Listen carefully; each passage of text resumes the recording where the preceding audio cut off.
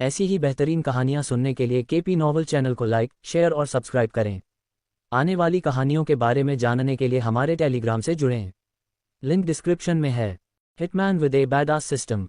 अध्याय 1191 मोरबस, विपत्तियों का देवता ड्रैगन की अचानक उपस्थिति, जो अब उनसे मात्र कुछ फीट की दूरी पर थी, ने दर्शकों को स्तब्ध कर दिया। उनकी हैरानी और भ्रम हवा में स्पष्ट रूप से दिखाई दे रहे थे। क्या ये असली ड्रैगन है? एक व्यक्ति ने फुसफुसाते हुए कहा। उनकी आवाज़ में अविश्वास का भाव था। मैंने कभी नहीं सोचा था कि मैं इसे इतने करीब से देखूंगा। ये भयानक है, दूसरे ने बड़बड़ाते हुए कहा। उनकी आंखें चौड़ी हो गईं और वे सावधानी से पीछे हट गए। जैसे ही ड्रैगन गया के करीब आया, उसके नथुने से धुएं के हल्के गुबार निकले, जिससे नाटकीय दृश्य और भी बढ़ गया। भीड़ में भय और आशंका के बावजूद गया शांत रहा। सब ठीक है, उसने शांति के संकेत में ड्रैगन की ओर धीरे धीरे अपना हाथ बढ़ाते हुए धीरे से कहा। उस समय लक्सर के गार्ड, सुनहरे कवच पहने हुए गार्ड, घटनास्थल पर पहुंचे। उनकी हरकतें तेज और समन्वित थीं, जो जरूरत पड़ने पर हस्तक्षेप करने के लिए उनकी तत्परता का स्पष्ट संकेत था। माइकल ने देखा कि सैनिक तेजी से उत्तेजित हो रहे हैं और धीरे धीरे आगे बढ़ रहे हैं। उसने शांत स्वर में कहा, अब अचानक कोई हरकत मत करो। उसके शब्द सैनिकों को संबोधित थे, ताकि स्थिति को और बिगड़ने से रोका जा सके। ड्रैगन के अचानक उतरने के सदमे से अभी भी उबर रहे दर्शकों ने आपस में बड़बड़ाना शुरू कर दिया। उनके सामने हो रही बातचीत से उत्सुकता बढ़ गई। वह महिला कौन है? ड्रैगन उसके इतने करीब क्यों है? उनमें से एक ने फुसफुसाते हुए कहा, दृश्य को समझने की कोशिश करते हुए। ड्रैगन के भयावह आकार और उसके चारों ओर आशंकित भीड़ से विचलित हुए बिना, गया ने हाथ बढ़ाया और धीरे से ड्रैगन के चेहरे को छुआ। वह अपनी उंगलियों के नीचे उसके तराजू की गर्मी महसूस कर सकती थी। बनावट चिकनी और शक्तिशाली दोनों थी। एक संक्षिप्त क्षण के लिए ड्रैगन की लंबवत कटी हुई पुतलियां फैल गईं, गोल हो गईं, मानो आश्चर्य या पहचान व्यक्त कर रही हों। फिर उसने एक धीमी गड़गड़ाहट की, एक ऐसी आवाज़ जो गया के साथ संवाद करने की कोशिश की तरह लग रही थी। गया ने ध्यान से ध्यान केंद्रित किया, समझने की कोशिश की, लेकिन वह ड्रैगन से कोई शब्द नहीं सुन सकी, जैसा कि ग्रिफिन के साथ उसके अनुभव में था। ऐसा लग रहा था जैसे उनका संबंध अलग था, कम प्रत्यक्ष, लेकिन फिर भी अपने तरीके से सार्थक। हालांकि कुछ क्षणों के बाद ड्रैगन की पुतलियां वापस खड़ी हो गईं और उसने अचानक सिर पर वार करके गया को दूर धकेल दिया, जिससे वह लगभग असंतुलित हो गई। माइकल तुरंत हरकत में आया, गाद से भी तेज, और ड्रैगन के चेहरे पर वार किया, अपनी काली ढाल वापस खींच ली। इस बीच ड्रैगन ने अपना मुंह खोला, उसका गला चमकने लगा, जो आसन ड्रैगन की सांस का संकेत था। शहर के दर्शक और नागरिक घबरा गए और लड़ाई की उम्मीद में भागने लगे। लेकिन जब ड्रैगन माइकल के वार से उबर गया, तो सड़कों पर एक शांत लेकिन प्रभावशाली आवाज़ गूंज उठी। खड़े हो जाओ, एमरी, आवाज़ ने कहा। आवाज़ सुनकर ड्रैगन ने तुरंत अपना मुंह बंद कर लिया और अपना सिर झुका लिया। माइकल ने देखा कि लिसांड्रा उनकी ओर आ रही है। मैं अपने ड्रैगन के व्यवहार के लिए माफ़ी मांगती हूँ, भले ही उसकी हरकतें कितनी भी अजीब क्यों न लगें, लिसांड्रा ने माइकल और गया से कहा। जल्द ही शहर के गार्ड, चिकनी त्वचा वाले एक लंबे एल्फ ने अपना हेलमेट उतार दिया और लिसांड्रा का अभिवादन किया। अपने नस्लीय मतभेदों के बावजूद एल्फ लिसांड्रा के प्रति सम्मानजनक रहा, सड़कों पर रहने वाले एल्फों के विपरीत। आपको इस प्राणी के व्यवहार के लिए माफ़ी मांगने की ज़रूरत नहीं है, यंग मिस। कोई नुकसान नहीं हुआ है, एल्फ ने लिसांड्रा से कहा, जैसे कि ड्रैगन ने उस पर हमला करने की कोशिश की थी, न कि गया पर। माइकल शांत रहा और उसने हस्तक्षेप नहीं किया। ड्रैगन की हरकतों ने पहले ही उन पर अवांछित ध्यान आकर्षित कर लिया था, और माइकल और गया को आखिरी चीज़ जो चाहिए थी, वह थी और अधिक ध्यान। इतना उदार होने के लिए धन्यवाद, कप्तान। मैं सुनिश्चित करूंगा कि यह फिर से न हो। आप मेरी बात मानिए, लिसांड्रा ने शांति से कहा। फिर एल्फ ने अपनी नज़र गया और माइकल पर घुमाई। अगली बार ड्रैगन से बात करने या उस पर हमला करने की कोशिश मत करना, उसने कहा। उसकी मुस्कान फीकी पड़ गई, उसकी जगह एक ठंडी नज़र ने ले ली। माइकल के जवाब देने से पहले एल्फ चला गया। बेवकूफ़ इंसान, एल्फ के विदाई शब्द गया के कानों तक पहुंचे, लगभग उसे उस पर छलांग लगाने और जवाबी हमला करने के लिए उकसाया। हालांकि उसने खुद को संयमित किया, ये जानते हुए कि ये दुश्मन बनाने का समय नहीं था। जब एल्फ ने गार्ड्स को दूर ले जाकर छोड़ दिया, तो लिसांड्रा ने अपना ध्यान ड्रैगन एमरी पर लगाया, जिसने अपना सिर नीचे कर लिया, जिससे वह उसके ऊपर चढ़ गई। फिर उसने अपनी निगाह माइकल और गया की ओर घुमाई। तुम दोनों में कुछ तो ऐसा होगा जिसकी वजह से एमरी ने ऐसा व्यवहार किया। मुझे लगता है कि हम फिर से मिल सकते हैं, लिसांड्रा ने ड्रैगन को थपथपाने से पहले टिप्पणी की। जब माइकल और गया वहां खड़े थे, तो ड्रैगन ने अपने पंख फड़फड़ाए और लिसांड्रा को अपने साथ लेकर आकाश में उड़ गया। बहुत बढ़िया, अब हमने उसका ध्यान आकर्षित कर लिया है। बस यही चाहिए था, माइकल ने व्यंग्यात्मक लहजे में कहा, उसके बाद एक आह भरी। इस बीच गया अपने विचारों में खोई हुई लग रही थी। अरे, माइकल ने उसके कंधे को धीरे से हिलाते हुए कहा। उसके इस कदम ने गया को वास्तविकता में वापस ला दिया। चलो चलते हैं और बात करते हैं, माइकल ने उसका हाथ पकड़कर उसे मंदिर के मैदान से दूर ले जाते हुए सुझाव दिया। जब उन्होंने अपने और मंदिर के बीच एक सुरक्षित दूरी बना ली तो माइकल ने उसकी ओर देखा। तुम किस बारे में सोच रही थी? उसने पूछा, उसकी आवाज़ में चिंता साफ झलक रही थी। गया गहरे विचारों में डूबी हुई आखिरकार बोली। मैं ड्रैगन के विचारों को नहीं सुन पा रही थी। नहीं, मैंने ग्रिफिन के साथ ऐसा किया था, उसने कबूल किया। उसकी आवाज़ में उलझन थी, लेकिन कुछ था, एक एहसास। गया ने कहा, उसकी अभिव्यक्ति विचारशील थी। उसने अपनी भावनाओं को शब्दों में व्यक्त करने की कोशिश करते हुए अपनी भौं सिकोड़ी। ऐसा लगा जैसे ड्रैगन मुझसे कुछ संवाद करने की कोशिश कर रहा था। उसने कहा, उसकी नज़र दूर थी और उसकी नज़र मुझे लेकर निराश थी, लगभग नाराज। यह एहसास उसे भारी लग रहा था। एक आह के साथ गया ने थका हुआ ठहाका लगाया। ऐसा लगता है कि राक्षसों की देवी को अपने उपासकों का भरोसा और विश्वास हासिल करने से पहले एक लंबा रास्ता तय करना है। उसने राक्षसों की देवी के रूप में अपनी नई भूमिका की जटिलताओं को स्वीकार करते हुए स्वीकार किया। माइकल ने अपना दृष्टिकोण प्रस्तुत करने से पहले एक पल के लिए सोचा। आप ड्रैगन की आवाज़ नहीं सुन पाए, इसका कारण शायद यह है कि आप अभी पूरी तरह से अपने देवत्व में प्रवेश नहीं कर पाए हैं, उन्होंने सोच समझकर सुझाव दिया। माइकल ने कहा, एक मौका है कि तुम ड्रैगन जैसे जानवरों से तभी संवाद कर पाओगे जब तुम देवत्व के पद पर ऊपर चढ़ जाओगे। माइकल ने कहा, गया की क्षमताओं और सीमाओं की पहेली को एक साथ जोड़ने की कोशिश करते हुए। उसकी बात सुनकर गया ने इस एहसास पर भौहें सिकोड़ लीं। तो मुझे तब तक अंधेरे में उड़ना होगा? उसने पूछा, उसकी आवाज़ में निराशा साफ झलक रही थी। माइकल ने उसकी पीठ पर एक सांत्वनापूर्ण थपकी के साथ जवाब दिया। हम इसे हमेशा की तरह एक साथ हल करेंगे, उसने उसे आश्वस्त किया। उसका स्वर दृढ़ विश्वास और समर्थन से भरा था। ऑमवेल की जिज्ञासु आंखों से दूर एक मंद रोशनी वाले कमरे में शार अकेली खड़ी थी। उसका शरीर अंधेरे में डूबा हुआ था। कमरा कठोर और उदास था। पत्थर की दीवारें थीं जो उन पर लगी कुछ टिमटिमाती मशालों से प्रकाश को अवशोषित करती हुई लग रही थीं। गंभीरता और गोपनीयता का एक वातावरण जगह में व्याप्त था, जो शार द्वारा किए जाने वाले अंधेरे अनुष्ठानों के लिए एक उपयुक्त सेटिंग थी। एक छोटे तेज ब्लेड के साथ शार ने अपने हाथ की हथेली को काट दिया। अपने खून की बूंदें अपने सामने रखे एक प्राचीन कटोरे में गिरने दे रही थी। कमरे की हवा में जलती हुई धूप की खुशबू थी, जो अनुष्ठान के रहस्य को और बढ़ा रही थी। जैसे ही उसका खून कटोरे में तरल की सतह को छूता, वह लहरदार हो जाता और मशालों की लपटें धीरे धीरे बदलती, जिससे कमरे में एक बीमार हरा प्रकाश फैल जाता। वातावरण भारी होता गया, एक अदृश्य शक्ति से भर गया। अचानक उसके सामने एक अलौकिक रूप प्रकट हुआ। यह मोरबस था, प्लेग का देवता, काले वस्त्र पहने हुए, जो उसके सिर को ढंक रहा था और उसकी विशेषताओं को स्पष्ट कर रहा था, जिससे केवल अशुभ शक्ति का आभास दिखाई दे रहा था। शर ने तुरंत मोरबस की भूतिया अभिव्यक्ति के सामने घुटने टेक दिए। उसका सिर श्रद्धा और समर्पण में झुका हुआ था। भगवान के प्रति उसकी भक्ति अटूट थी। उसके कार्य उसके विश्वास की गहराई को दर्शाते थे। क्या सब कुछ तैयार है? मोरबस की आवाज़ कमरे में गूंज उठी, एक ऐसी आवाज़ जो एक साथ हर जगह से और कहीं से भी आती हुई लग रही थी। शर ने अपनी अभिव्यक्ति को गंभीर बनाते हुए मोरबस को संभावित जटिलता के बारे में बताया। हमारी योजना में एल्वियन की वजह से बाधा आ सकती है, उसने कहा। उसकी आवाज़ में चिंता स्पष्ट थी। ये वेलोरियस के उपासक और पालतू कुत्ते से अपेक्षित है, मोरबस ने एक गहरी हंसी के साथ जवाब दिया। लेकिन अब एक बार जब आप कालकोठरी के अंदर होंगे तो आप एल्वियन से निपट सकते हैं। पैंथियन और वेलोरियस हमारी योजना को नोटिस करने के लिए अंधेरे के देवता का पीछा करने में इतने व्यस्त होंगे। अंधेरे के देवता का नाम सुनते ही शर की आंखें चौंक गईं। अंधेरे के देवता, उसने स्पष्टीकरण मांगते हुए दोहराया। जाहिर है, अंतरिक्ष और समय के पिंजरे में बंद देवता एंडोहर का मानना है कि अंधेरे के देवता ने रेनार को मार डाला। उसने पैंथियन को अपनी मन की शांति दे दी है, इसलिए अब उनका ध्यान अंधेरे के इस देवता को खोजने पर है। मोरबस ने अपनी आवाज़ में चालाकी भरी धार के साथ बात जारी रखी। पैंथियन एक ही समय में दो लड़ाइयां लड़ रहा है। एक तरफ वे ड्रैगन से लड़ रहे हैं और अब वे अंधेरे के मायावी देवता के पीछे हैं। ये हमारी योजना के लिए एकदम सही समय है, मोरबस ने विस्तार से बताया। उसका अलौकिक रूप लगभग द्वेष से चमक रहा था। क्या आपको लगता है कि यह अंधेरे का देवता है जिसने रेनार को मार डाला? शर ने पूछा, उसकी आवाज़ में जिज्ञासा थी। मोरबस ने एक गहरी, जानकार हंसी निकाली।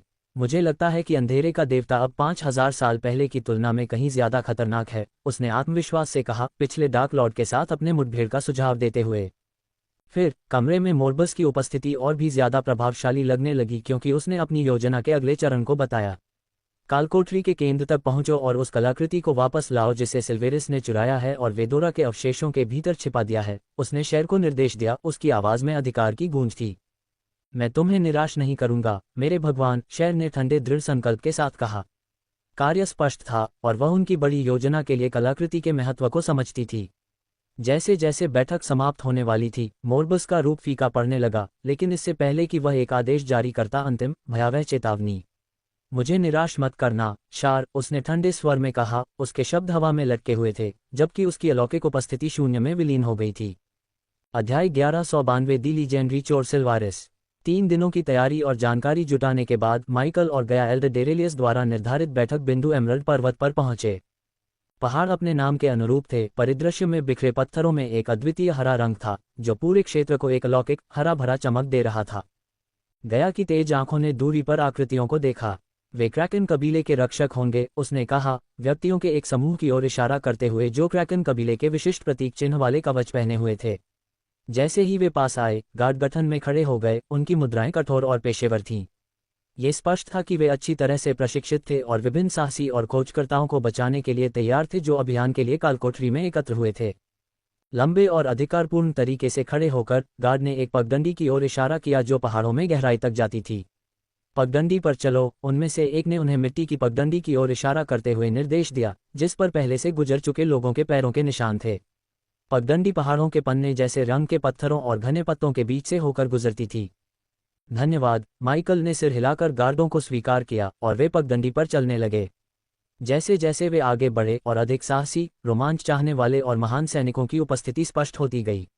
ये पगडंडी उन सभी के लिए एक अभिसरण बिंदु की तरह लग रही थी जो कालकोठरी और उसके रहस्यों के आकर्षण से आकर्षित थे। गया ने पगडंडी पर लोगों की बढ़ती संख्या को देखा। उसकी आंखें विभिन्न प्रकार के व्यक्तियों को स्कैन कर रही थीं। लगता है कि कालकोठरी के अंदर हमारा कुछ मुकाबला होगा, उसने कहा। उसकी आवाज में उत्साह और सावधानी का मिश्रण था। आखिरकार माइकल और गया साहसी लोगों की बढ़ती भीड़ के साथ एक ऐसे बिंदु पर पहुंचे जहां पगडंडी एक सामान्य पहाड़ी दीवार पर समाप्त हो गई। क्षेत्र में विभिन्न जातियों के लोगों की चहल पहल थी। सभी तरह तरह के कवच पहने हुए थे और कई तरह के हथियारों से लैस थे। हवा में प्रत्याशा और रणनीतियों और अपेक्षाओं पर चर्चा करने वाली आवाज़ों की गड़गड़ाहट थी। बेहतर दृश्य पाने के लिए माइकल और गया कई अन्य लोगों की तरह पास के एक पेड़ की शाखा पर कूद गए। अपने ऊंचे स्थान से वे एल्डर डेरेलियस को घेरे हुए कई सशस्त्र गार्ड देख सकते थे। एल्डर एक अनुष्ठान में लगे हुए थे। उनके हाथ सटीक, गणना किए गए इशारों में चलते हुए कई मंत्र पढ़ रहे थे। जैसे ही एल्डर डेरेलियस ने अपने मंत्रों का जाप जारी रखा, पहाड़ की दीवार बदलने लगी। पत्थर की सतह हिलने और बदलने लगी, जिससे एक छिपा हुआ दरवाजा दिखाई देने लगा। पत्थर में गहराई से उकेरे गए जटिल रून एक अलौकिक प्रकाश के साथ चमकने लगे, जिससे क्षेत्र अपनी भयानक चमक से जगमगा उठा। गया की पैनी निगाहों ने तुरंत लिसांड्रा और अल्वियन को देखा, जो भीड़ के सामने खड़े थे। उनकी उपस्थिति प्रभावशाली थी, जिसने उनके आसपास के कई लोगों का ध्यान आकर्षित किया। माइकल ने इलाके को स्कैन किया। उसकी जिज्ञासा बढ़ गई। वह बूढ़ी औरत, शार और जिन कहाँ है? उसने जोर से पूछा, उन 2 अन्य उल्लेखनीय व्यक्तियों को खोजने की कोशिश करते हुए जिनसे वे पहले मिले थे। उसे भीड़ के बीच शार को पहचानने में ज्यादा समय नहीं लगा। उसके काले वस्त्र उसे साहसी लोगों के बीच अलग दिखा रहे थे। हालांकि जिन अधिक मायावी था। कुछ ही पल बाद माइकल ने उसे छाया के साथ घुलते मिलते देखा, चुपचाप दूर से दरवाजे को देख रहा था। आकस्मिक पर्यवेक्षक के लिए लगभग अदृश्य बने रहने की उसकी क्षमता एक हत्यारे के रूप में उसके कौशल का प्रमाण थी। जैसे ही उन्होंने देखा, बड़े हथौड़ों से लैस और अधिक गार्ड पत्थर की दीवार पर एल्डर डेरेलियस के साथ शामिल हो गए। उन्होंने दीवार पर लयबद्ध तरीके से प्रहार किया। उनके हथौड़े एल्डर के मंत्रों के साथ गूंज रहे थे। प्रत्येक प्रहार के साथ पहाड़ थोड़ा कांप उठा और दरवाजे का आकार और अधिक स्पष्ट हो गया। इसके रून अधिक चमकने लगे। अचानक पहाड़ और अधिक हिंसक रूप से कांप उठा और दरवाजे से हवा का एक झोंका फूट पड़ा। शक्तिशाली झोंके ने कई दर्शकों को गिरा दिया, जिससे भीड़ में आश्चर्य और चिंता की लहर दौड़ गई। अराजकता के बीच लिसांड्रा और अल्वियन दृढ़ और अविचल खड़े रहे। अचानक विस्फोट से उनका संतुलन अडिग रहा।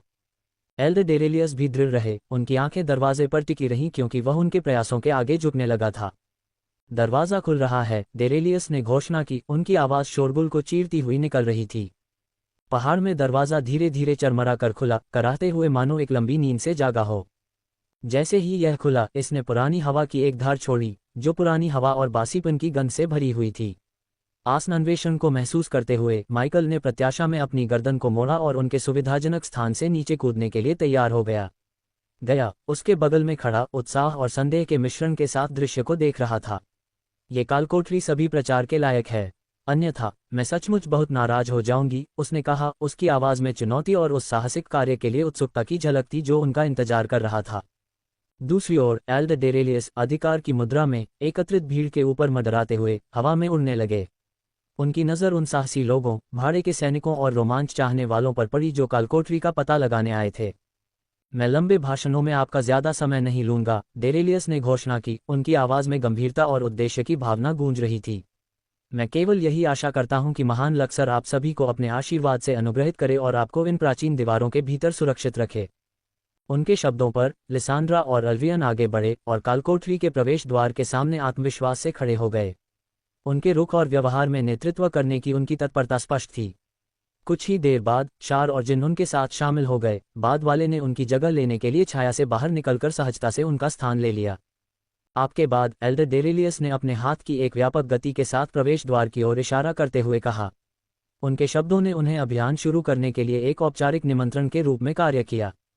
लिसांड्रा, अल्वियन, शार और जिन आगे बढ़ते हुए कालकोठरी में चले गए। उनका प्रवेश बाकी भीड़ के लिए उनके पीछे आने का संकेत था। साहसी लोगों ने चलना शुरू कर दिया। उनके कदमों में उत्साह और सावधानी का मिश्रण था क्योंकि वे कालकोठरी में घुसे।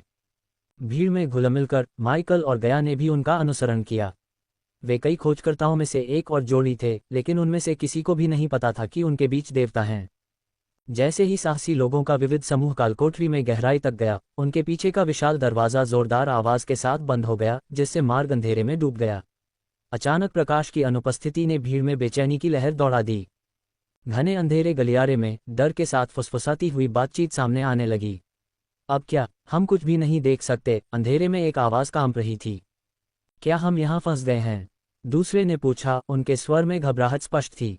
मैंने इसके लिए साइन अप नहीं किया था, एक तीसरी आवाज ने बड़बड़ाया। उनके शब्दों के साथ घबराहट की आवाज भी थी। इससे पहले कि तनाव और बढ़ पाता, अल्वियन की आवाज भीड़ में गूंज उठी, स्थिर और आश्वस्त करने वाली। डरो मत, उसने पुकारा। उसका स्वर आत्मविश्वास और शांत था। उसके शब्दों के जवाब में एक सुनहरी रोशनी अचानक समूह में फैल गई। सभी की नजरें अल्वियन पर टिक गईं, जिसने अपनी लंबी तलवार हवा में उठाई थी। ब्लेड ने एक चमकदार, सुनहरी रोशनी बिखेरी, जो उनके चारों ओर के कालकोठरी को रोशन कर रही थी। उसकी तलवार की रोशनी ने अंधेरे को चीरते हुए प्राचीन मार्ग और साहसी लोगों के चेहरे को प्रकट किया, जो अब स्पष्ट रूप से राहत महसूस कर रहे थे। जैसे ही समूह कालकोठरी से आगे बढ़ा, अल्वियन की तलवार की सुनहरी रोशनी से रोशन भीड़ में से एक कल्पित बौने ने दीवारों को छूने के लिए हाथ बढ़ाया। इसे देखो, उसने चिल्लाया, उस सतह की ओर ध्यान आकर्षित करते हुए जिसे उसने अभी अभी छुआ था। कालकोठरी की दीवारें गहरे भूरे रंग की, सादी और अलंकृत नहीं थीं, जो एक प्राचीन और भयावह एहसास देती थीं। उनके पैरों के नीचे की जमीन खुरदरी और असमान थी, जो उम्र और उपेक्षा का एहसास कराती थी। हवा में एक बासी, लगभग मिट्टी जैसी गंध भर गई थी, जो कालकोठरी के निर्माण के बाद से सदियों बीत जाने का प्रमाण थी। जैसे ही योगिनी का हाथ दीवार पर चला, रोशनी ने परेशान करने वाले संकेत प्रकट किए। सूखे खून के निशान, कुछ पुराने और फीके, अन्य ताज़ा प्रतीत होते हैं। खून के निशानों को देखकर भीड़ में सिहरन दौड़ गई। फुसफुसाहट और बड़बड़ाहट फैलने लगी। साहसी लोग यह अनुमान लगाने लगे कि उनसे पहले कालकोठरी में जाने वालों के साथ क्या हुआ होगा। माइकल ने धीरे से गया को इशारा किया और फुसफुसाया, वहां देखो। बोर्गिन और अन्य जानवरों को पकड़ने वालों की ओर सावधानी से सिर हिलाया जो उनके आगे कालकोठरी के खतरनाक इलाके में घूम रहे थे। उन्हें देखते ही गया ने अपनी उंगलियां चटकाईं और एक ठंडी मुस्कान बिखेरी, जो जानवरों को काबू करने वालों के प्रति उसकी अनसुलझी भावनाओं का स्पष्ट संकेत था। अल्वियन की तलवार की मार्गदर्शक रोशनी में समूह ने कालकोठरी के अंधेरे, सीलन भरे गलियारों से अपनी यात्रा जारी रखी। उनके आसपास की प्राचीन हवा उनके हर कदम के साथ घनी होती जा रही थी, जिससे बेचैनी और प्रत्याशा की भावना बढ़ रही थी। आखिरकार संकरा रास्ता एक बड़े, विशाल और खाली से दिखने वाले हॉल में खुल गया। वातावरण में अचानक आए बदलाव ने सभी को रुकने पर मजबूर कर दिया। किसी भी खतरे के संकेत के लिए उनकी इंद्रियां बढ़ गईं। सावधान रहें, हो सकता है कि चीजें वैसी न हों जैसी दिख रही हैं। हॉल की विशालता में उसकी आवाज गूंज उठी, जो उनके आसपास के भ्रामक स्वभाव की याद दिलाती है। लेकिन इससे पहले कि उसकी बातें पूरी तरह से समझ पाती, उनके नीचे की जमीन अचानक से ढह गई। एक छिपा हुआ जाल खुल गया और एक एक करके वे सभी नीचे की अंधेरी खाई में गिरने लगे। जब साहसी लोग नीचे की ओर गिरने लगे तो चीख पुकार से हवा भर गई, क्योंकि वे पूरी तरह से कालकोठरी के चालाक जाल में फंस गए थे। जैसे ही वे अंधेरे में लुढ़के, साहसी लोग एक एक करके नीचे एक कठोर, अदृश्य फर्श पर गिरे। प्रभाव झकझोर देने वाला था और एक पल के लिए वहां केवल भारी सांसों और बेचैनी की कराहों की आवाज थी जो घने अंधेरे स्थान में गूंज रही थी। अचानक अल्वियन की तलवार से निकलने वाली आश्वस्त करने वाली रोशनी बुझ गई, जैसे कि किसी अदृश्य शक्ति ने उसे बुझा दिया हो। अंधेरे में अचानक डूबने से समूह के बीच भेद्यता और भटकाव की भावना और भी बढ़ गई। बस जैसे ही तनाव असहनीय लगने लगा, जमीन से एक हल्की चांदी की रोशनी उभरने लगी। ये धीरे धीरे तीव्र होती गई और एक लबादा पहने हुए आदमी के रूप में परिवर्तित हो गई, जिसके बाल चांदी के रंग के थे। लिसेंड्रा, जिसकी आंखें पहचान में चौड़ी हो गई थीं, ने स्तब्ध चुप्पी को तोड़ा। सिल्वारिस, उसने कहा, उसकी आवाज में विस्मय और पहचान का मिश्रण था। ये नाम साहसी लोगों के साथ गूंजता था, जिनमें से कई ने प्रसिद्ध चोर और चोरों के देवता वेलारिक्स के दूत की कहानियां सुनी थीं। अध्याय 1193 कालकोठरी के खतरे। सिल्वारिस, उसका रूप लगभग भूतिया था, समूह के ऊपर तैर रहा था, हवा में सहजता से आगे बढ़ रहा था, जबकि वह उनके चारों ओर मंडरा रहा था। उसकी हरकतें सुंदर लेकिन बेचैन करने वाली थीं, जो स्थिति के असली माहौल को और बढ़ा रही थीं। पूरे कक्ष में गूंजती हुई हंसी के साथ सिल्वारिस ने एकत्रित साहसी लोगों को संबोधित किया। अच्छा, ऐसा लग रहा है कि मुर्गियों का झुंड बूचड़खाने की ओर जा रहा है, उसने कहा। उसका लहजा मजाकिया लेकिन चंचल था। उसने जारी रखा, उसकी आवाज में और भी गंभीरता आ गई। केवल एक सच्चा चोर ही मेरे खजाने पर हाथ रख सकता है, उसने घोषणा की। वह जो चुपके, चालाकी और चालाकी की कला जानता हो। सिल्वारिस ने प्रभाव के लिए रुककर अपनी आंखों से समूह को स्कैन किया। लेकिन अगर तुम सिर्फ एक क्रूर व्यक्ति हो जो आम लड़ाकों की तरह साधना और मंत्रों पर निर्भर करता है, तो तुम यहाँ ज्यादा समय तक नहीं टिक पाओगे, उसने चेतावनी दी। उसके शब्दों में धमकी और चुनौती का संकेत था। सिल्वेरिस ने श्रेष्ठता के भाव के साथ उसके अलौकिक रूप की ओर इशारा किया। भले ही यह मेरी आत्मा का एक छोटा सा टुकड़ा है, उसने अपने भूतिया रूप पर जोर देते हुए कहा। मैं अभी भी देख सकता हूं कि तुम सब नासमझ जानवर हो। उसकी हंसी पूरे कक्ष में गूंज उठी, मजाक और उपहासपूर्ण। अपनी नाराजगी को रोक पाने में असमर्थ, अल्वियन सिल्वेरिस से भिड़ने के लिए आगे बढ़ा। तुम जैसे चोर को किसी पर हंसने का कोई अधिकार नहीं है, उसने अपनी आवाज को दृढ़ और चुनौतीपूर्ण तरीके से दोहराते हुए कहा। लेकिन सिल्वेरिस फिर से हंसा, उसका मनोरंजन स्पष्ट था। तुम्हारे क्लिच शब्दों से लगता है कि तुम वेलोरियस के उपासक हो, उसने कहा। उसका लहजा चिढ़ाने वाला और उत्तेजक था। सिल्वेरिस के शब्दों को सुनकर अल्वियन की अभिव्यक्ति कठोर हो गई और उसने जवाब में गुर्राहट की। अच्छा हुआ कि तुम अपने अलौकिक रूप में हो, नहीं तो मैं तुम्हें अपने भगवान का मजाक उड़ाने की कीमत चुकानी पड़ती, उसने धमकी दी। वेलोरियस के प्रति उसकी निष्ठा ने उसे अपने भगवान के सम्मान की रक्षा करने के लिए तत्पर कर दिया। अभी भी हंसते हुए सिल्वेरिस ने ताना मारते हुए जवाब दिया। इस परिदृश्य में तुम मेरे खजाने को लूटने वाले चोर हो। उसके शब्द समूह को याद दिला रहे थे कि कालकोठरी के संदर्भ में वे घुसपैठिए थे जो उसका सामान मांग रहे थे, चोर और शिकार की सामान्य गतिशीलता को उलटते हुए। अचानक सिल्वेरिस, जो अहंकार की मुद्रा में समूह के ऊपर तैर रहा था, हंसते हंसते रुक गया। उसका भाव मनोरंजन से कुछ अधिक विचारशील, यहाँ तक कि थोड़ा नर्वस हो गया। एक बार मजाक उड़ाने वाली हंसी एक तनावपूर्ण चुप्पी में बदल गई, क्योंकि उसने अपने नीचे समूह को स्कैन किया। एक पल के लिए उसका भ्रूभंग गहरा हो गया और उसकी आंखों में डर का एक संकेत था, जैसे कि उसने साहसी लोगों के बीच कुछ अप्रत्याशित महसूस किया हो। फिर उतनी ही जल्दी उसका मनोरंजन वापस आ गया, जिसने किसी भी पिछली चिंता को छुपा दिया। लगता है कि आप में से कुछ लोग सिर्फ क्रूर नहीं हैं, उसने कहा। उसकी आवाज में एक नई जिज्ञासा थी। भीड़ के बीच खड़े माइकल और गया को उसके शब्दों पर जागरूकता की चुभन महसूस हुई। ऐसा लग रहा था जैसे सिल्वेरिस का बयान विशेष रूप से उन पर लक्षित था। देवताओं के रूप में उनकी स्थिति को देखते हुए वे समझ गए कि वे समूह के बीच भी अलग दिखते हैं। उनके नश्वर मुखौटे से परे कुछ पता लगाने की उनकी क्षमता उनकी शक्ति की गहराई का संकेत देती है, यहाँ तक कि उनकी अलौकिक स्थिति में भी। सिल्वेरिस के रहस्यमय तरीके से अधीर होकर अल्वियन ने सीधे उससे सामना किया। तुम्हारा यहाँ क्या उद्देश्य है, उसने पूछा। उसका स्वर दृढ़ था। मुझे लगता है कि यह सिर्फ हमारा मजाक उड़ाने और मजाक उड़ाने से कहीं ज्यादा है।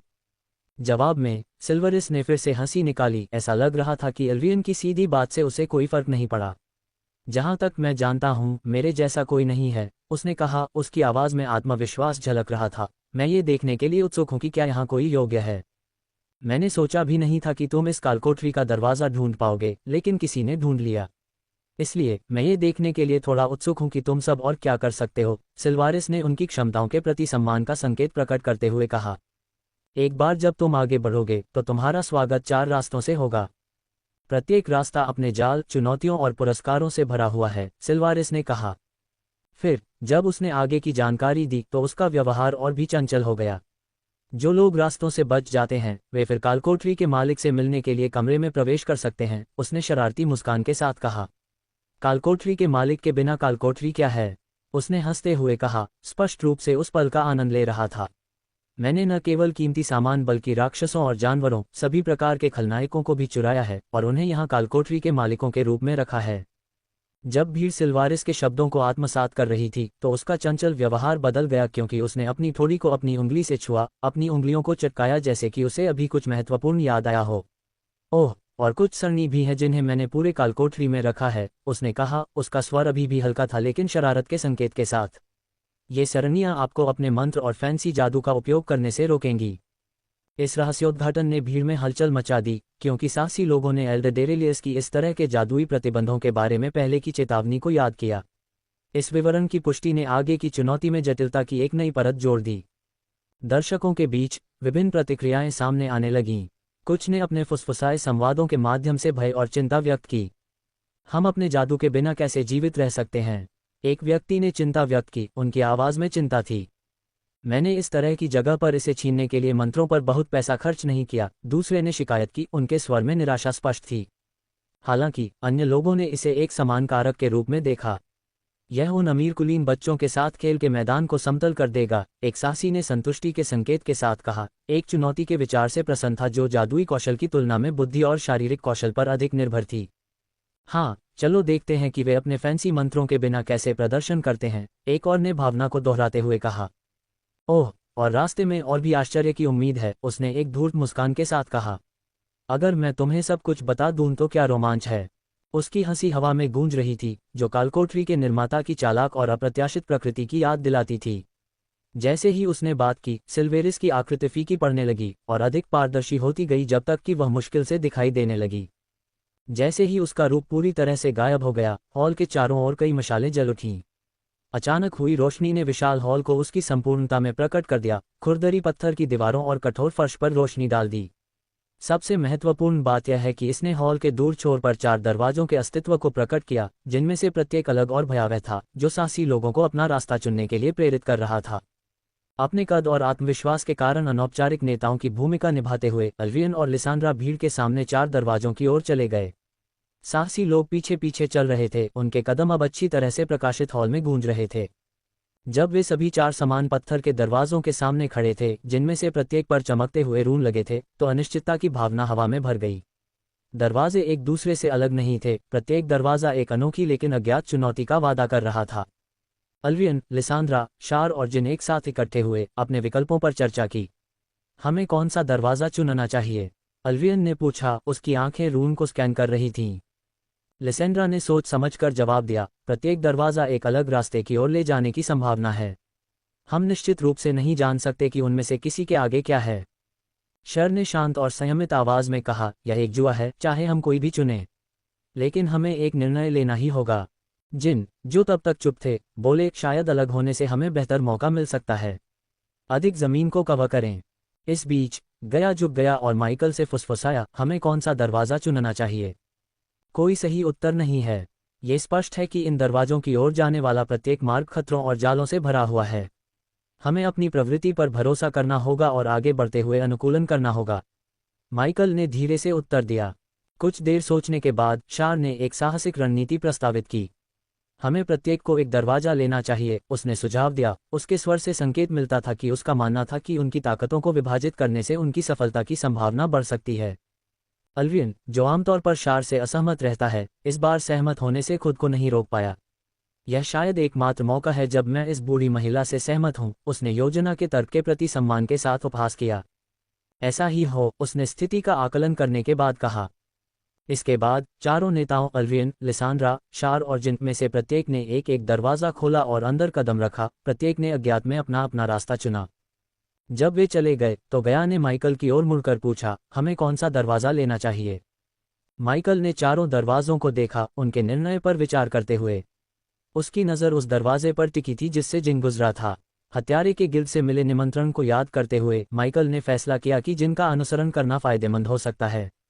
इससे उसे गिल्ड के भीतर गठबंधन बनाने या कम से कम मृत्यु के देवता और गिल्ड के आंतरिक कामकाज के बारे में अधिक जानने का अवसर मिल सकता है। हम उस दरवाजे से जाएंगे जिससे जिन गुजरे थे, माइकल ने फैसला किया, यह मानते हुए कि जिन के साथ गठबंधन करने से उन्हें आगे की चुनौतियों में रणनीतिक अंतर्दृष्टि और संभावित सहयोगी मिल सकते हैं। माइकल और गया, जिनका अनुसरण करने वाले साहसी लोगों के एक समूह के साथ अज्ञात में कदम रखते हुए द्वार में प्रवेश किया। जैसे ही उनमें से आखिरी व्यक्ति दहलीज पार कर गया, पत्थर के दरवाजों के बंद होने की आवाज़ उनके पीछे गूंज उठी, जिससे वे अंदर बंद हो गए। उन्होंने खुद को अंधेरे में घिरा हुआ पाया, केवल प्राचीन पत्थर के फर्श पर उनके समूह के नर्म कदमों की आवाज़ थी। एक पल के बाद दीवारों के साथ मशालें एक एक करके जल उठीं, जो उनके सामने पड़े संकरे रास्ते पर एक मंद भयानक रोशनी डाल रही थीं। समूह सावधानी से आगे बढ़ा, उनकी आंखें सीमित रोशनी के अनुकूल हो गईं। मशालों ने एक गलियारे को प्रकट किया जो अंतहीन रूप से आगे तक फैला हुआ लग रहा था। इसकी दीवारें छायाओं से भरी हुई थीं जो टिमटिमाती लपटों के साथ नृत्य कर रही थीं। जैसे ही वे जिनका पीछा करते हुए कालकोठरी में और आगे बढ़े, अचानक एक गहरी हंसी हॉल में गूंज उठी, जिससे सभी की रीढ़ में सिहरन पैदा हो गई। तभी एक बचकानी आवाज़ उनके चारों ओर गूंजी, जो डरावनी भी थी और चंचल भी। मेरे खाने का समय हो गया है, उसने कहा, उसका स्वर खुशी से भयावह था। अध्याय 1194 फिर से बदमाश बनना।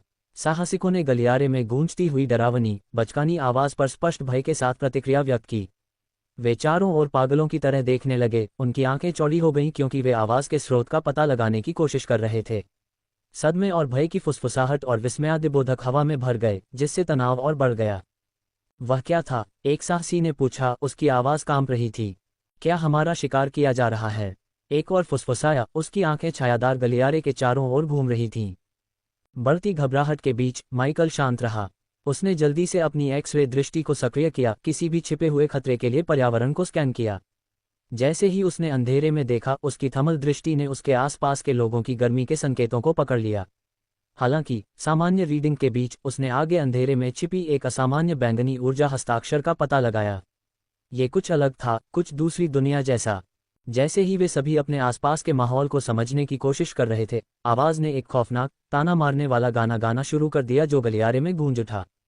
ओह, रात में भटकते हुए छोटे छोटे निवाले, इतना खोया हुआ, इतना डरा हुआ, इतना मनमोहक नज़ारा। बचकानी आवाज़ ने एक पल के लिए रुकने से पहले गाया। मैं तुम्हारे डर को कुतर दूंगा, एक शानदार दावत। अंधेरे में, सन्नाटे में, मैं यहाँ खड़ा हूँ। जैसे ही गाने की दिल को छू लेने वाली धुन धीमी हुई, गलियारे में एक अजीब सी खामोशी छा गई, जिसने समूह की आशंका को और बढ़ा दिया। आवाज़ की कमी आवाज़ से भी ज्यादा परेशान करने वाली लग रही थी, जिससे साहसी लोग बहुत ज्यादा सतर्क हो गए। समूह के कुछ बौने, जो अपनी बेबाकी के लिए जाने जाते हैं, अपनी हताशा को रोक नहीं पाए। या तो हम पर हमला करो या हमें अकेला छोड़ दो, उनमें से एक ने जोर से बड़बड़ाया, उसकी आवाज़ गलियारे में गूंज रही थी। एक अन्य साहसी ने अपने साथी से फुसफुसाते हुए कहा, उनके स्वर में चिंता का संकेत था। हम अभी तक कालकोठरी में गहराई तक नहीं गए हैं और हम पहले से ही एक राक्षस का सामना कर रहे हैं, साहसी ने कहा, उनकी स्थिति की वास्तविकता को समझते हुए। लगता है कि सिल्वरिस मजाक नहीं कर रहा था, गया ने फुसफुसाया। इस बीच जिन ने सावधानी से अपने खंजर में से एक को बाहर निकाला। हत्यारे की हरकतें तरल और सटीक थीं, जो संभावित लड़ाई के लिए उसकी तत्परता का स्पष्ट संकेत था। उसने अपनी जीभ को ठंडे ब्लेड पर चलाया, एक ऐसा इशारा जो परेशान करने वाला और ऐसी खतरनाक स्थितियों में उसके आराम का संकेत था। जैसे जैसे वे सभी सावधानी से आगे बढ़े, खामोशी धीरे धीरे गलियारे में गूंजने वाली नर्म, भयानक, चिड़चिड़ी आवाज़ों की एक श्रृंखला में बदल गई। शोर सभी दिशाओं से आ रहा था, जिससे समूह भ्रमित और बेचैन हो गया। आने वाले खतरे को भांपते हुए साहसी लोगों ने खुद को तैयार करना शुरू कर दिया। कुछ ने अपने हथियार खींच लिए, तलवारों और धनुषों को कसकर पकड़ लिया, जबकि अन्य ने मंत्रों का उच्चारण किया। उनके हाथ जादुई मंत्रों की शुरुआत के साथ चमक रहे थे। माइकल के बगल में खड़ी गया अपने लबादे की अदृश्यता सुविधा को सक्रिय करने और गॉड स्लेयर का उपयोग करने के लिए तैयार थी। फिर धीरे धीरे आगे के अंधेरे से एक आकृति उभरने लगी। पहले तो सिलहूट अस्पष्ट था, लेकिन जैसे जैसे ये करीब आया, इसके रूप का विवरण आकार लेने लगा। जैसे ही आकृति अंधेरे से उभरी, गलियारे में मौजूद हर कोई स्तब्ध रह गया। उनकी आंखें उनके सामने के दृश्य को देखकर सदमे और भय से चौड़ी हो गईं। प्राणी, हालांकि आकार में एक छोटी लड़की जैसा था, एक विचित्र और अप्राकृतिक तरीके से चलता था।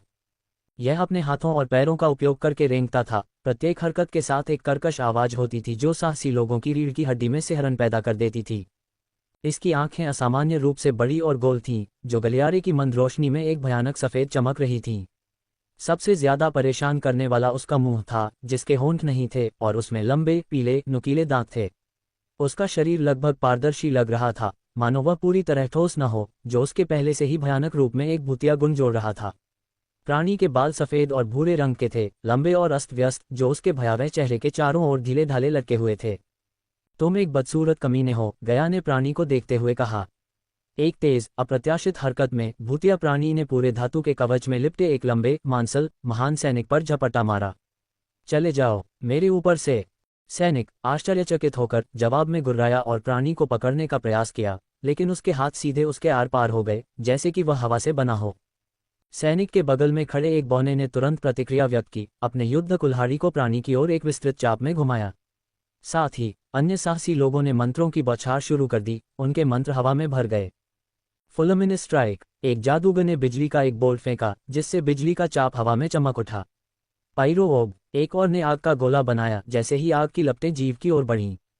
वर्डेंट वाइन्स, एक योगिनी ने प्रकृति की शक्ति का उपयोग करते हुए एक जादू किया, जीव को बढ़ती हरियाली के ढेर में उलझाने का प्रयास किया। हालांकि उनके सभी प्रयास व्यर्थ साबित हुए। मंत्र और शारीरिक हमले जीव के माध्यम से बस ऐसे गुजरे जैसे कि यह एक मृगतृष्णा हो। उनके डर से कुछ मंत्र अपने लक्ष्य से चूक गए और इसके बजाय महान सैनिक को मारा, जिससे वह दर्द से चिल्लाने लगा और जमीन पर गिर गया। जब साहसी अपनी रणनीति को समायोजित करने के लिए हाथापाई कर रहे थे, तब अराजकता फैल गई। उनके हमलों से अप्रभावित जीव ने गिरे हुए सैनिक पर अपना हमला जारी रखा। हंगामे के बीच माइकल ने अपनी गहरी समझ से कुछ खतरनाक देखा। जीव सैनिक के हेलमेट के गैप से हवा निकाल रहा था, प्रत्येक सांस के साथ उसका शरीर थोड़ा फैल रहा था। चूषण की विशुद्ध शक्ति सैनिक के फेफड़ों और आंतरिक अंगों से रक्तस्राव कर रही थी, एक ऐसा दृश्य जो ये जितना भयावह था उतना ही हैरान करने वाला भी था। जैसे ही महान सैनिक अपने धातु के हेलमेट से खून रिसने के साथ गिर पड़ा, उसके आसपास के साहसी लोगों ने सदमे और भय के साथ प्रतिक्रिया व्यक्त की। कोई रास्ता नहीं, ये बस, इसने ऐसा कैसे किया? उनमें से एक ने हकलाते हुए कहा, भयानक दृश्य को समझने में असमर्थ। सावधान, एक और चिल्लाया, लेकिन बहुत देर हो चुकी थी। प्राणी बिना रुके बौने पर झपटा। हमला त्वरित और क्रूर था। प्राणी ने बौने से और भी अधिक क्रूरता से हवा चूसी, जिससे उसकी त्वचा पीली हो गई। कुछ ही सेकंड में उसकी छाती की गुहा फट गई, जिससे वह तुरंत मर गया। भीड़ में एक योगिनी, जिसकी आंखें एहसास से चौड़ी हो गईं, चिल्लाया, यह एक एलिमेंटल अट्यूनमेंट चरण में होना चाहिए। ये वायु तत्व का उपयोग कर रहा है। एक अन्य साहसी, एक जादूगर, एक और मंत्र तैयार करते हुए सहमत हुआ। उसकी आवाज में तत्परता थी। अगर हमें इसे मारने का कोई तरीका नहीं मिला तो ये हम सभी को मार देगा। समूह का प्रारंभिक झटका घबराहट में बदल गया, क्योंकि वे इस अजेय प्राणी से लड़ने का तरीका खोजने की कोशिश कर रहे थे। जैसे ही साहसी लोग भयानक स्थिति से जूझ रहे थे, माइकल की तेज आंखों ने जिन को धीरे धीरे लड़ाई से दूर होते हुए चुपचाप कालकोठरी में आगे बढ़ते हुए देखा। अराजकता में जिनका चुपचाप चले जाना ज्यादातर दूसरों द्वारा अनदेखा किया गया, जो तत्काल खतरे पर केंद्रित थे। NOWELL-BE-IN.C जिनका अनुसरण करें, माइकल ने जल्दी से गया से कहा, यह महसूस करते हुए कि वर्तमान परिस्थितियों में पीछे हटने का जिनका निर्णय अधिक चतुर चाल हो सकता है। शुरुआत में जिनके चुपके से बाहर निकलने से आश्चर्यचकित, गया उसकी चालाकी पर हंसे बिना नहीं रह सका। वह चालाक बेटा एक कुतिया, उसने मनोरंजन और प्रशंसा के मिश्रण के साथ बड़बड़ाया। बिना एक पल बर्बाद किए, गया ने अपनी हथेली पर बटन दबाया, जिससे लबादे की अदृश्यता सुविधा सक्रिय हो गई। एक तेज फुर्तीली छलांग के साथ उसने भ्रम का फायदा उठाया, भीड़ से बाहर निकलने के लिए अपने सामने के साहसी लोगों के सिर से टकराया। उसकी अचानक अदृश्य हरकतों ने साहसी लोगों के बीच सदमे और भ्रम की स्थिति पैदा कर दी। क्या बात है? उनमें से एक ने चिल्लाया, एक अदृश्य शक्ति को अपने सिर पर नीचे धकेलते हुए महसूस किया। वहां कौन है? दूसरे ने कहा, अदृश्य दबाव और क्षणभंगुर छाया से चकित होकर जो अभी अभी उनके ऊपर से गुजरी थी। अब लबादा उड़े और लगभग अदृश्य, गया तेजी से जिन को पकड़ने के लिए आगे बढ़ा। जब गया जिन का पीछा करते हुए कालकोठरी में और अंदर चला गया, तो माइके ने अपनी गर्दन तोड़ दी, खुद को टकराव के लिए तैयार किया। उसने अपनी काली तलवारें निकालीं, जो कालकोठरी की मंद रोशनी में अशुभ रूप से चमक रही थीं। उसने न केवल अनुभव अंक के लिए बल्कि स्थिति पर नियंत्रण करके बदमाश अंक अर्जित करने के लिए भी प्राणी का सामना करने और उसे मारने का फैसला किया। फिर माइकल ने केंद्रित तीव्रता के साथ काली लपटों को बुलाया। काली लपटें जीवन में चमक उठीं, उसकी तलवारों के चारों ओर मरोड़ने और मुड़ने लगीं, ब्लेडों को एक भयावह उभरा आभा से ढक दिया। काली लपटों ने उसके हथियारों को एक घातक धार दी, जिससे सबसे मायावी दुश्मनों को भी नुकसान पहुंचाने की उनकी क्षमता बढ़ गई। माइकल ने एक तेज और गणनापूर्ण हरकत के साथ अपनी एक काली तलवार सीधे उस प्राणी पर फेंकी, जो एक योगिनी पर हमला करने के बीच में था और उसके फेफड़ों से हवा खींच रहा था। तलवार अंधेरे आदिम लपटों में लिपटी हुई तेजी से हवा को चीरती हुई चली गई। जब काली तलवार ने प्राणी पर वार किया तो इसका प्रभाव तत्काल और नाटकीय था। अपने भूतिया रूप के बावजूद काली लपटें एक आदिम प्रकृति की होने के कारण प्राणी पर चिपक गईं। तलवार और जलती हुई लपटों के प्रभाव ने प्राणी को अंधेरे में वापस भेज दिया। उसका रूप क्षण भर के लिए टिमटिमाती आग से रोशन हुआ और फिर छाया में गायब हो गया। माइकल के हमले की प्रभावशीलता को देखकर समूह में एक स्तब्ध चुप्पी छा गई। सभी के सिर उसे आत्मविश्वास से आगे बढ़ते हुए देखने के लिए मुड़े। दूसरी काली तलवार अभी भी उसके हाथ में थी, जिसकी लपटें मंद गलियारे में एक खतरनाक चमक बिखेर रही थीं। डिंग। सफलतापूर्वक एक बदमाश होने के लिए मेजबान को बधाई। इनाम 10,000 बदमाश अंक हैं। डिंग। मेजबान को सफलतापूर्वक बदमाश बनने के लिए बधाई। इनाम 15,000 बदमाश अंक हैं। फिर अंधेरे से प्राणी की बचकानी आवाज उभरी, जो दर्द और आश्चर्य से भरी हुई थी। तुमने मुझे चोट पहुंचाई, ये चिल्लाया। इसकी आवाज में सदमे और गुस्से का मिश्रण था। जब माइकल प्राणी के अगले कदम के लिए तैयार खड़ा था, तो उसके सिर के अंदर का सिस्टम बजता रहा, उसे पुरस्कृत करता रहा और बदमाश अंक देता रहा। नोटिफिकेशन लगातार बजते रहे, लेकिन उसने सिस्टम के अलर्ट को अनसुना कर दिया। इसके बजाय उसकी आंखें अंधेरे पर टिकी रहीं जहां से प्राणी तेजी से आ रहा था। प्राणी, जो अब फिर से दिखाई दे रहा था, छाया से बाहर निकला। उसका भूतिया रूप हवा में माइकल की ओर तेजी से बढ़ रहा था। दर्शकों को लगा कि समय धीमा हो गया है, क्योंकि उन्होंने काले कपड़े पहने रहस्यमय युवा और भयानक इकाई के बीच आसन टकराव देखा। जैसे ही प्राणी माइकल से कुछ इंच की दूरी पर करीब आया, उसने अपनी दूसरी काली तलवार को एक तरल, सटीक चाप में घुमाया। ब्लेड अभी भी अंधेरे, आदिम लपटों में लिपटा हुआ था, जीव के सिर को चीरता हुआ, उसे साफ साफ काटता हुआ। जीव ने एक आखिरी, कान चीरने वाली चीख निकाली, क्योंकि उसका रूप धूल में बिखर गया। माइकल के हमले की गति और दक्षता इतनी तेज थी कि कई साहसी लोगों को मुश्किल से पता चला कि क्या हुआ था। एक पल जीव एक मंडराता हुआ खतरा था, और अगले ही पल वह गायब हो गया, माइकल के कुशल हाथ से मारा गया। डिंग। एलिमेंटल अट्यूनमेंट स्टेज हंट्रेस को मारने के लिए होस्ट को बधाई। इनाम 20,000 अनुभव अंक और 18,000 बदमाश अंक हैं। अध्याय 1195 मिररिंग पॉन्ड। माइकल वहां खड़ा था, उसकी तलवार अभी भी शिकारी पर अपनी तेज और निर्णायक जीत के बाद उठी हुई थी। जिस आसानी से उसने उस प्राणी को मार गिराया था जिसने कई साहसी लोगों को मार डाला था और लगभग अजेय लग रहा था, उसने दर्शकों के बीच काफी हलचल मचा दी। क्या तुमने देखा? उसने बस इसे ऐसे काटा जैसे कि यह कुछ भी नहीं था, एक साहसी ने अविश्वास में कहा। यह आदमी कौन है? यह अविश्वसनीय था। एक और आवाज गूंजी, उनके स्वर में आश्चर्य स्पष्ट था। एक तीसरे साहसी ने बड़बड़ाते हुए कहा, मैंने ऐसा कुछ कभी नहीं देखा। हम भाग्यशाली हैं कि वह हमारे पक्ष में है।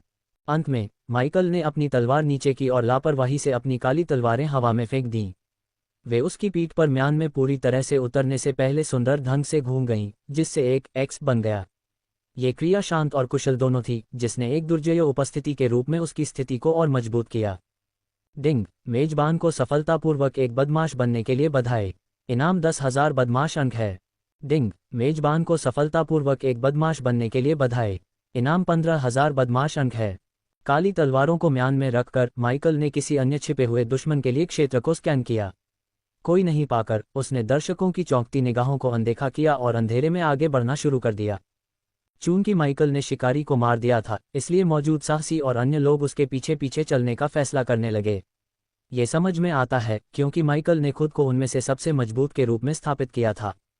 अब जब प्राणी मारा गया था और वे एक अज्ञात युवा का पीछा कर रहे थे, तो समूह के कुछ लोग जिन के ठिकाने के बारे में सोचने लगे। जिन कहाँ गया? उनमें से एक ने चारों ओर देखते हुए पूछा। वह चालाक हत्यारा उस समय भाग गया जब हमें उसकी जरूरत थी, दूसरे ने दबी हुई आवाज में शाप दिया। वास्तव में उसे दोष नहीं दिया जा सकता। उसके बारे में अफवाह है कि वह हत्यारों के संग में है। नेतृत्व के लिए बिल्कुल भी पोस्टर बॉय नहीं, एक तीसरे व्यक्ति ने तर्क दिया, जिनके पेशे और निष्ठा की प्रकृति को समझते हुए। जैसे जैसे माइकल आगे बढ़ता गया, उसकी गहरी निगाहों ने धूल भरे फर्श के बीच कुछ देखा, सूक्ष्म कदमों की एक श्रृंखला। उसने तुरंत उन्हें गया के रूप में पहचाना, एक संकेत कि वह इस रास्ते से गुजरी थी। अधिक दिलचस्प बात यह थी कि माइकल ने दीवारों और जमीन पर कई निशान देखे। ये निशान हरे रंग की बूंदों से पहचाने जा सकते थे, जो केवल उसे ही दिखाई दे रहे थे। गया का जहर, उसने खुद से कहा, उसके पीछे निशान छोड़ने के अनोखे तरीके को पहचानते हुए। माइकल समझ गया कि ये निशान गया के जाल को इंगित करने का तरीका थे।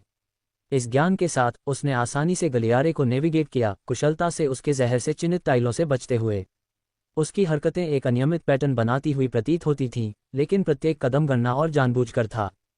उसके पीछे चल रही भीड़ ने उसके चलने के अजीब तरीके को नोटिस करना शुरू कर दिया। वह इस तरह क्यों चल रहा है? एक साहसी ने दूसरे से फुसफुसाया, माइकल के प्रतीत होने वाले यादृच्छिक कदमों से हैरान। क्या वह किसी तरह के पैटर्न का पालन कर रहा है? दूसरे ने उसके कार्यों को समझने की कोशिश करते हुए पूछा। साहसी लोगों के समूह में एक छोटा अनियंत्रित गुट अलग से खड़ा था। वे एक विचित्र समूह थे। एक व्यक्ति एक मोटा आदमी था जिसके चेहरे पर निशान थे और कवच का सेट बेमेल था। दूसरा एक दुबला बदमाश था जिसकी आंखें धूर्त थीं और चेहरे पर मुस्कुराहट थी, और एक लंबी दुबली महिला भी थी जिसके हाथों पर टैटू थे। हम इस आदमी के रास्ते पर क्यों चल रहे हैं? जोकरों के झुंड की तरह घूम रहे हैं। मोटा आदमी बड़बड़ाया, उसकी आवाज में अवज्ञा का भाव था। हाँ, मैं यह मूर्खतापूर्ण खेल नहीं खेल रहा हूँ, बदमाश ने कहा, उसका स्वर खारिज करने वाला था। माइकल के सावधानी से चुने गए रास्ते को अनदेखा करते हुए वे साहपूर्वक एक टाइल पर चढ़ गए जिसे माइकल ने जानबूझकर टाला था। एक पल में उनके नीचे की जमीन धंस गई और एक अंधेरे गहरे रसातल में खुल गई। जैसे ही वे गिरे, खाई में सभी दिशाओं से तेज नुकीली धातु की कीलें निकलीं जो उन्हें बेरहमी से छेद रही थीं। उनकी चीखें गलियारे में गूंज उठीं जो उनके भयानक अंत से मिलते ही अचानक बंद हो गईं। शेष साहसी लोगों ने भय और सदमे से प्रतिक्रिया व्यक्त की। भगवान की कसम, क्या तुमने वह देखा? उनमें से एक ने कहा, उसकी आवाज़ कांप रही थी। उन्होंने नहीं सुना और अब वे चले गए हैं, एक और ने फुसफुसाते हुए कहा, उसकी आंखें डर से चौड़ी हो गई थीं। हमें उसके रास्ते पर चलने की ज़रूरत है, वह जानता है कि वह क्या कर रहा है। एक तीसरे साहसी ने माइकल की ओर इशारा करते हुए कहा, उसकी आवाज़ में एक नया सम्मान और तत्परता थी। माइकल आगे बढ़ता रहा, उसके विचार इस बात पर केंद्रित थे कि गया ने जाल की पहचान कैसे की। वह अपनी एक्स-रे दृष्टि का उपयोग करके उन्हें महसूस कर सकता था, लेकिन गया का तरीका उसके लिए एक रहस्य था। उसने अनुमान लगाया कि वह जाल से बचने के लिए उसके पैटर्न को दोहराते हुए जिन का अनुसरण कर सकती थी।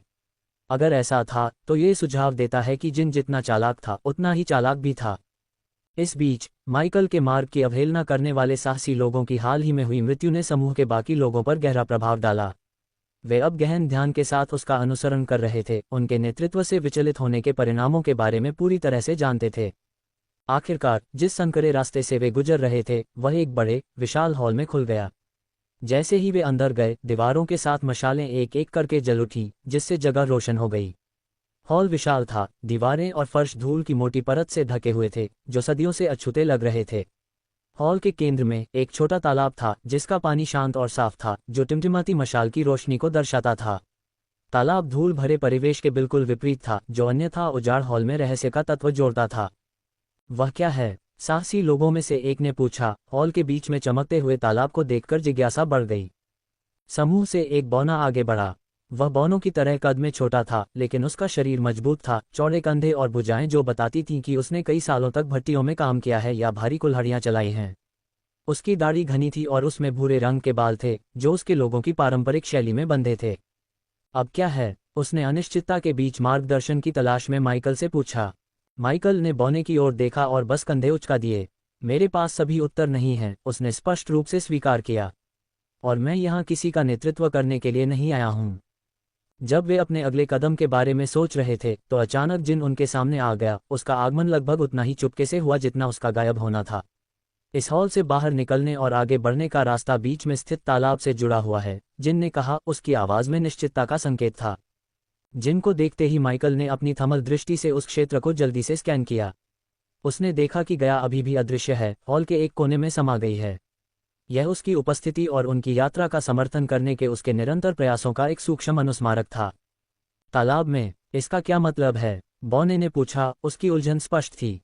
जिनके कथन से रोमांचित होकर साहसी लोग धीरे धीरे पूरे हॉल में बिखरने लगे, तालाब को घेरते हुए, उससे सुरक्षित दूरी बनाए रखते हुए। उन्होंने शांत पानी को सावधानी से देखा, प्रत्येक ये समझने की कोशिश कर रहा था कि जिनके गुप्त सुराग का क्या मतलब था और यह उनके आगे के रास्ते से कैसे संबंधित था। माइकल ने भीड़ से चुपचाप खिसक कर गया से मिल लिया। वह दीवार के सहारे झुक गया, उसके साथ एक शांत बातचीत में लगा, दूसरों का ध्यान आकर्षित न करने के लिए सावधान। तो आपने क्या सीखा? माइकल ने गया से पूछा। उसकी आवाज़ धीमी थी। ऐसा लगता है कि हमारे दोस्त जिनको या तो जाल के बारे में बहुत जानकारी है या वह इस कालकोठरी के लेआउट को अच्छी तरह से जानता है, गया ने जवाब दिया। उसका अवलोकन तीखा था।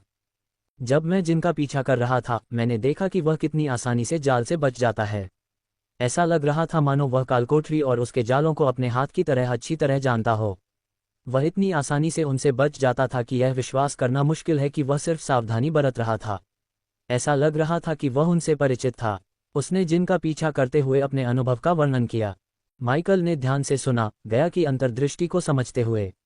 जिनके व्यवहार से पता चलता है कि उसे कालकोठरी के लेआउट के बारे में पहले से जानकारी हो सकती है, जिसने कालकोठरी से उसके संबंधों के बारे में नए सवाल खड़े कर दिए। वह तालाब जितना दिखता है उससे कहीं ज्यादा खतरनाक लगता है, उसने सावधानी से कहा। यहाँ तक कि जिनने भी पानी में उतरने की हिम्मत नहीं की। जब वे चर्चा कर रहे थे तो बोना, जिसने पहले माइकल से बात की थी, कार्रवाई की कमी से अधीर हो रहा था। उसने झल्लाहट में अपने हाथ ऊपर कर दिए। मैं इंतजार करते करते थक गया हूँ, उसने जोर से घोषणा की, दृढ़ता से तालाब की ओर चलते हुए। वह पानी के किनारे झुका और एक मुट्ठी पानी उठाया और अपने समूह को संबोधित करने के लिए मुड़ा। देखो, कुछ भी नहीं है। उसके शब्द बीच में ही रुक गए जब अचानक उसके पीछे पानी से एक आकृति उभरी। पानी बदल गया और रूपांतरित हो गया, एक डुप्लीकेट में बदल गया जो बिल्कुल बौने जैसा दिख रहा था, यहाँ तक कि उसके कवच और युद्ध कुल्हाड़ी तक। अन्य साहसी विचित्र घटना को देखकर चेतावनी देने लगे, सावधान। उनमें से एक चिल्लाया, तुम्हारे पीछे, तुम मूर्ख। एक और चिल्लाया। बौना शोर सुनकर मुड़ा और अपने पानी वाले डोपेलगैंगर। उसकी आंखें सदमे में फैल गईं और वह हकलाया, लेकिन इससे पहले कि वह आगे कुछ प्रतिक्रिया कर पाता, डुप्लीकेट ने अपनी कुल्हाड़ी को एक तेज, घातक सटीकता के साथ घुमाया, एक ही क्रूर प्रहार में बौने के सिर को चीर दिया।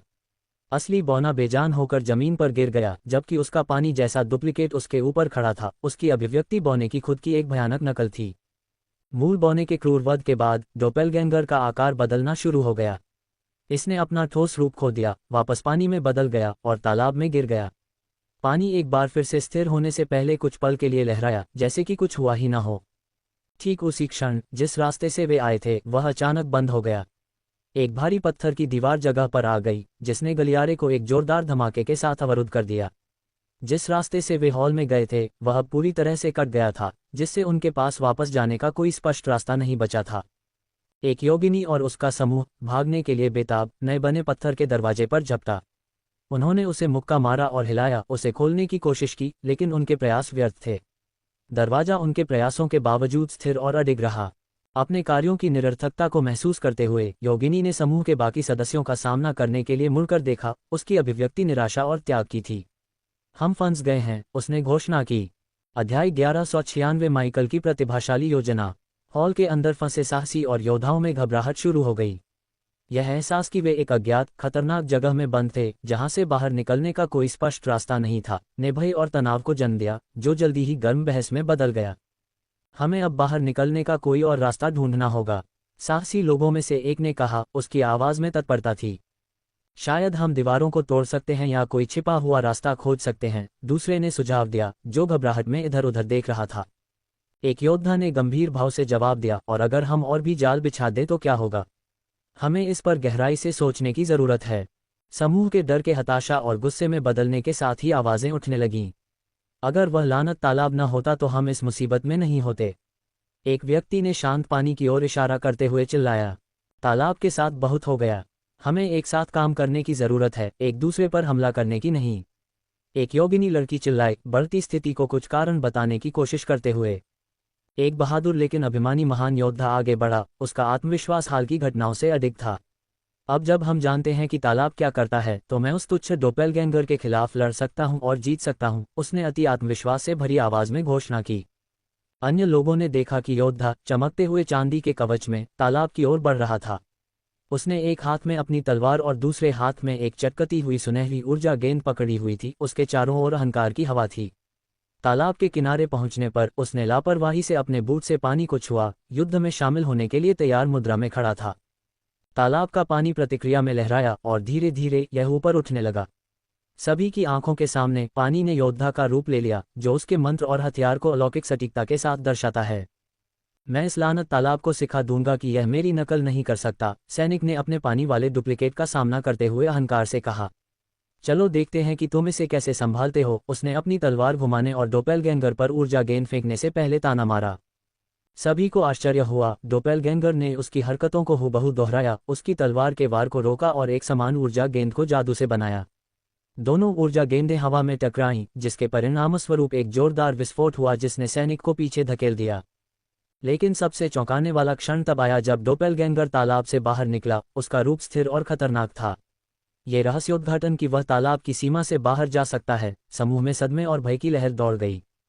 यह पानी से बाहर जा सकता है, साहसी लोगों में से एक ने चौंकते हुए कहा। उसकी आवाज में अविश्वास स्पष्ट था। हम जितना सोच रहे थे उससे कहीं ज्यादा मुसीबत में हैं, एक और ने फुसफुसाते हुए कहा। उसकी आंखें डर से चौड़ी हो गई थीं। ये सब कुछ बदल देता है, एक तीसरा व्यक्ति बड़बड़ाया। यह एहसास हुआ कि तालाब द्वारा बनाया गया डोपेलगैंगर जितना उन्होंने शुरू में सोचा था उससे कहीं अधिक शक्तिशाली था। अहंकार और कौशल के मिश्रण के साथ योद्धा ने अपने डोपेलगैंगर के साथ एक भयंकर युद्ध में भाग लिया। वह आगे बढ़ा, तलवार डोपेलगैंगर की छाती पर निशाना साधी, लेकिन पानी में डूबे हुए डुप्लीकेट ने उसकी चाल को पूरी तरह से दोहराया, एक समान तलवार से वार को रोक दिया। हाँ, क्या ये सबसे अच्छा है जो आप कर सकते हैं? योद्धा ने अपना संयम और आत्मविश्वास बनाए रखने की कोशिश करते हुए ताना मारा। फिर उसने तेजी से वार किए, जिनमें से प्रत्येक का उद्देश्य डोपेलगैंगर को मात देना और उस पर वार करना था। हालांकि भयानक सटीकता के साथ डोपेलगैंगर ने योद्धा की प्रत्येक चाल की नकल की, उसकी हरकतें तरल और एकदम सही तालमेल में थीं। वारों का समान बल और गति से सामना किया गया, जिससे तलवारों और चिंगारियों के टकराव का नृत्य बना। योद्धा निराश होकर एक छल करने का प्रयास किया और उसके बाद एक तेज वार किया। तुम इसके साथ नहीं रह सकते, उसने चिल्लाया। फिर भी डोपेलगैंगर ने छल का अनुमान लगाया और बिना किसी प्रयास के वार का मुकाबला किया। उनके ब्लेड एक जोरदार झनकार के साथ टकराए। जैसे जैसे लड़ाई आगे बढ़ी, योद्धा का शुरुआती अहंकार कम होने लगा, उसकी जगह हताशा की भावना बढ़ने लगी। हालांकि वह कुशल और तेज था, लेकिन उसके हमलों का मुकाबला डोपेलगैंगर ने किया। तुम क्यों नहीं गिरोगे, उसने चिल्लाया, उसकी आवाज में गुस्सा और अविश्वास था। योद्धा ने डोपेलगैंगर को पराजित करने के अंतिम प्रयास में एक शक्तिशाली ओवरहेड वार किया, अपनी पूरी ताकत वार में झोंक दी।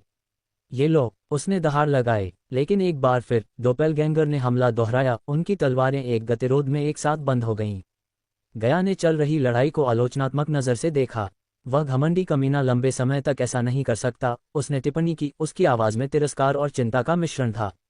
यह एक आदर्श जाल है, कोई खुद को नहीं हरा सकता, उसने कहा, डोपेलगैंगर की रणनीति की पेचीदगियों को समझते हुए। जैसे जैसे लड़ाई आगे बढ़ी, योद्धा के हमले धीमे पड़ने लगे। युद्ध की निरंतर गति के कारण उसकी सहनशक्ति कम होती गई। उसके एक बार के तेज और सटीक हमले सुस्त और कम समन्वित हो गए। कुछ दर्शकों ने डोपेलगैंगर की प्रतिक्रिया के बारे में अनुमान लगाया।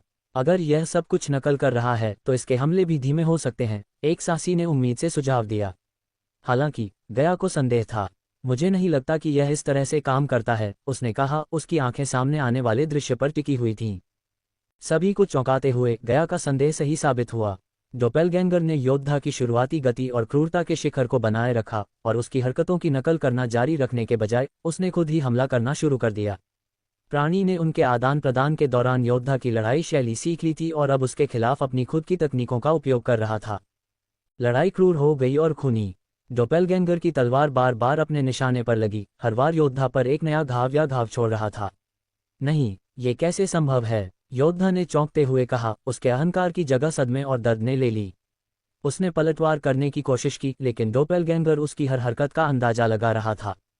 मेरी नकल करना बंद करो, योद्धा हताशा में चिल्लाया, नियंत्रण पाने के लिए अपनी तलवार घुमाते हुए। लेकिन यह व्यर्थ था। अडिग और अथक डोपेलगैंगर ने अपना हमला जारी रखा, योद्धा की रक्षा में हर कमजोरी और अवसर का फायदा उठाया। योद्धा को पूरी तरह से पराजित करने के बाद डोपेलगैंगर ने अंतिम निर्णायक प्रहार के लिए तैयारी की।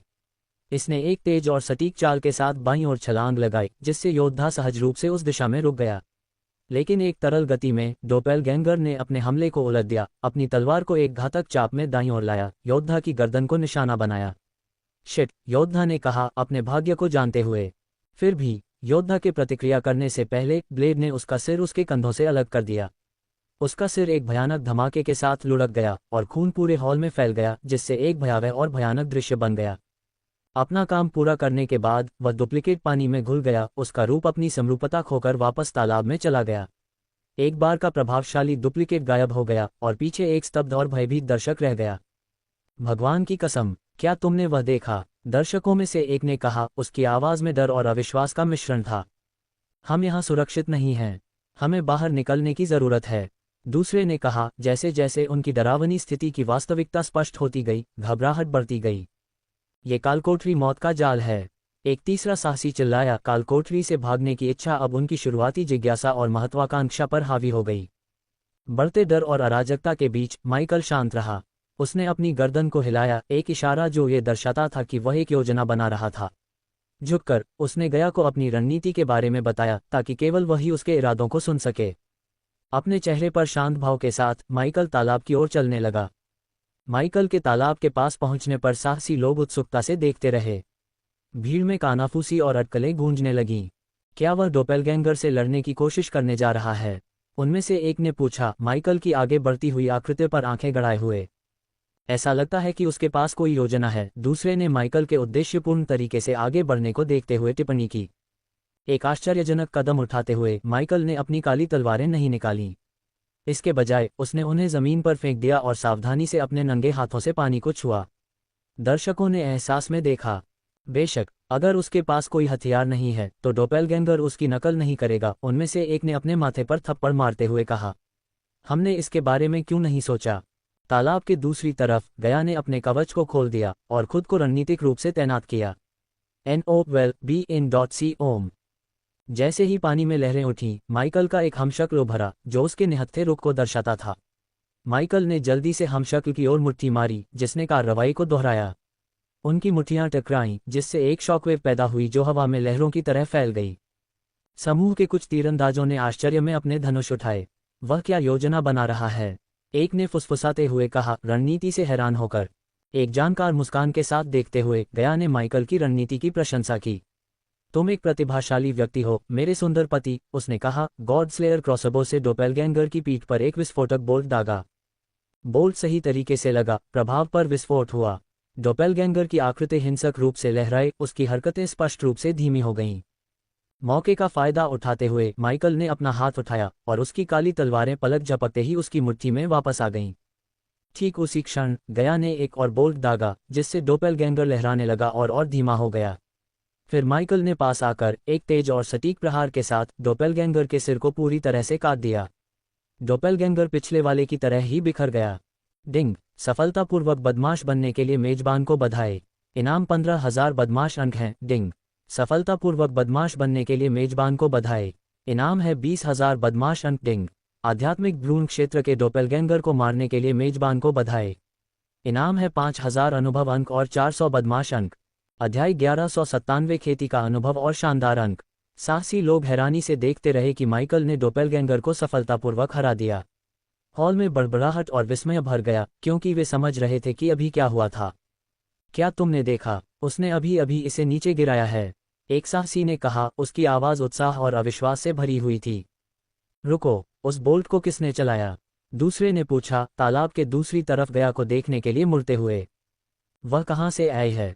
किसी और ने उसके अचानक प्रकट होने पर आश्चर्यचकित होकर जोर से पूछा। जैसा कि उन्होंने देखा कि डोपेलगैंगर की हार के बाद तालाब में पानी का स्तर थोड़ा कम हो गया था। धीरे से बोलते हुए माइकल ने कहा, तालाब को पूरी तरह से वाष्पित करने के लिए हमें और डोपेलगैंगर को मारने की जरूरत है। माइकल की सफल रणनीति से समूह का व्यवहार डर से दृढ़ संकल्प में बदल गया। वे आपस में चर्चा करने लगे, उनकी आवाज़ें नए आत्मविश्वास से भर गईं। हम ये कर सकते हैं, उनमें से एक ने माइकल की ओर सिर हिलाते हुए कहा। हमें बस वही दोहराने की जरूरत है जो उसने किया।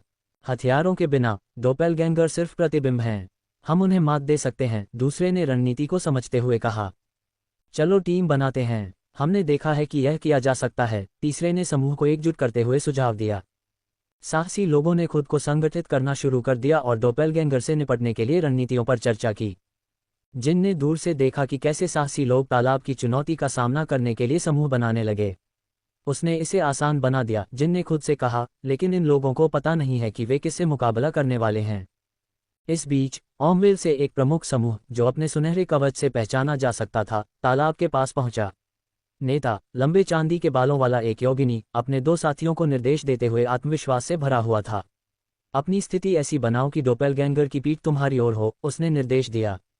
एल्फ संतुलित था, उसके व्यवहार से पता चलता था कि वह आदेश देने का आदी था। मैं तुम्हें दिखाता हूं कि यह कैसे किया जाता है, एल्फ ने आत्मविश्वास की इसी भावना को दोहराते हुए घोषणा की। माइकल के दृष्टिकोण का अनुकरण करते हुए उसने अपने युद्ध कुल्हाड़ी को अपने पास जमीन पर फेंक दिया। धनुष से लैस उसके साथियों ने निशाना साधा, उनके तीर रन से चमक रहे थे, छोड़ने के लिए तैयार थे। फिर एल्फ आगे बढ़ा और अपने बूट से पानी को हल्के से छुआ। एल्फ के रुख को दर्शाते हुए एक डुप्लीकेटर बनना शुरू हो गया। जैसे ही एल्फ ने अपनी मुट्ठी डुप्लीकेटर की ओर फेंकी, उनकी मुट्ठियां माइकल की तरह ही एक धमाके के साथ टकराईं।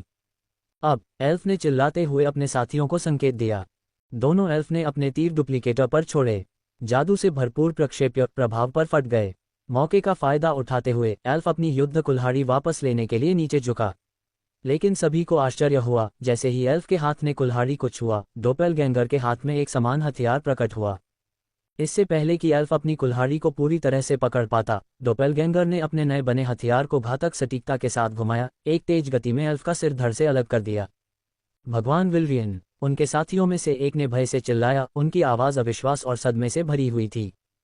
हॉल सदमे और भ्रम की प्रतिक्रियाओं से भर गया। माइकल की पिछली सफलता से मजबूत हुआ समूह का आत्मविश्वास चकनाचूर हो गया। हमने सोचा था, यह मूर्खतापूर्ण था, साहसी लोगों में से एक ने हकलाते हुए कहा, उसकी आवाज़ में समूह का अविश्वास झलक रहा था। ये कैसे हुआ? ये कैसे हो सकता है? एक और ने बड़बड़ाया, घटनाओं के अचानक और क्रूर मोड़ को समझने के लिए संघर्ष करते हुए। समूह का ध्यान माइकल की ओर गया, क्योंकि विलेरियन के सेवक अपने स्वामी की मृत्यु से भावुक होकर उत्तर मांग रहे थे। हमारे स्वामी क्यों गिर गए और आप सफल हुए? उनमें से एक ने पूछा, उसकी आवाज़ में दुख और क्रोध का मिश्रण था। अपने आप को समझाओ, दूसरे ने किसी तरह का औचित्य या समझ की मांग करते हुए पूछा। उनके सवालों को सुनकर माइकल ने शांति से जवाब दिया, फिर भी उनके शब्दों ने उनकी भावनाओं को शांत करने के लिए कुछ नहीं किया। आपके स्वामी बहुत धीमे थे, उन्होंने स्पष्ट रूप से कहा।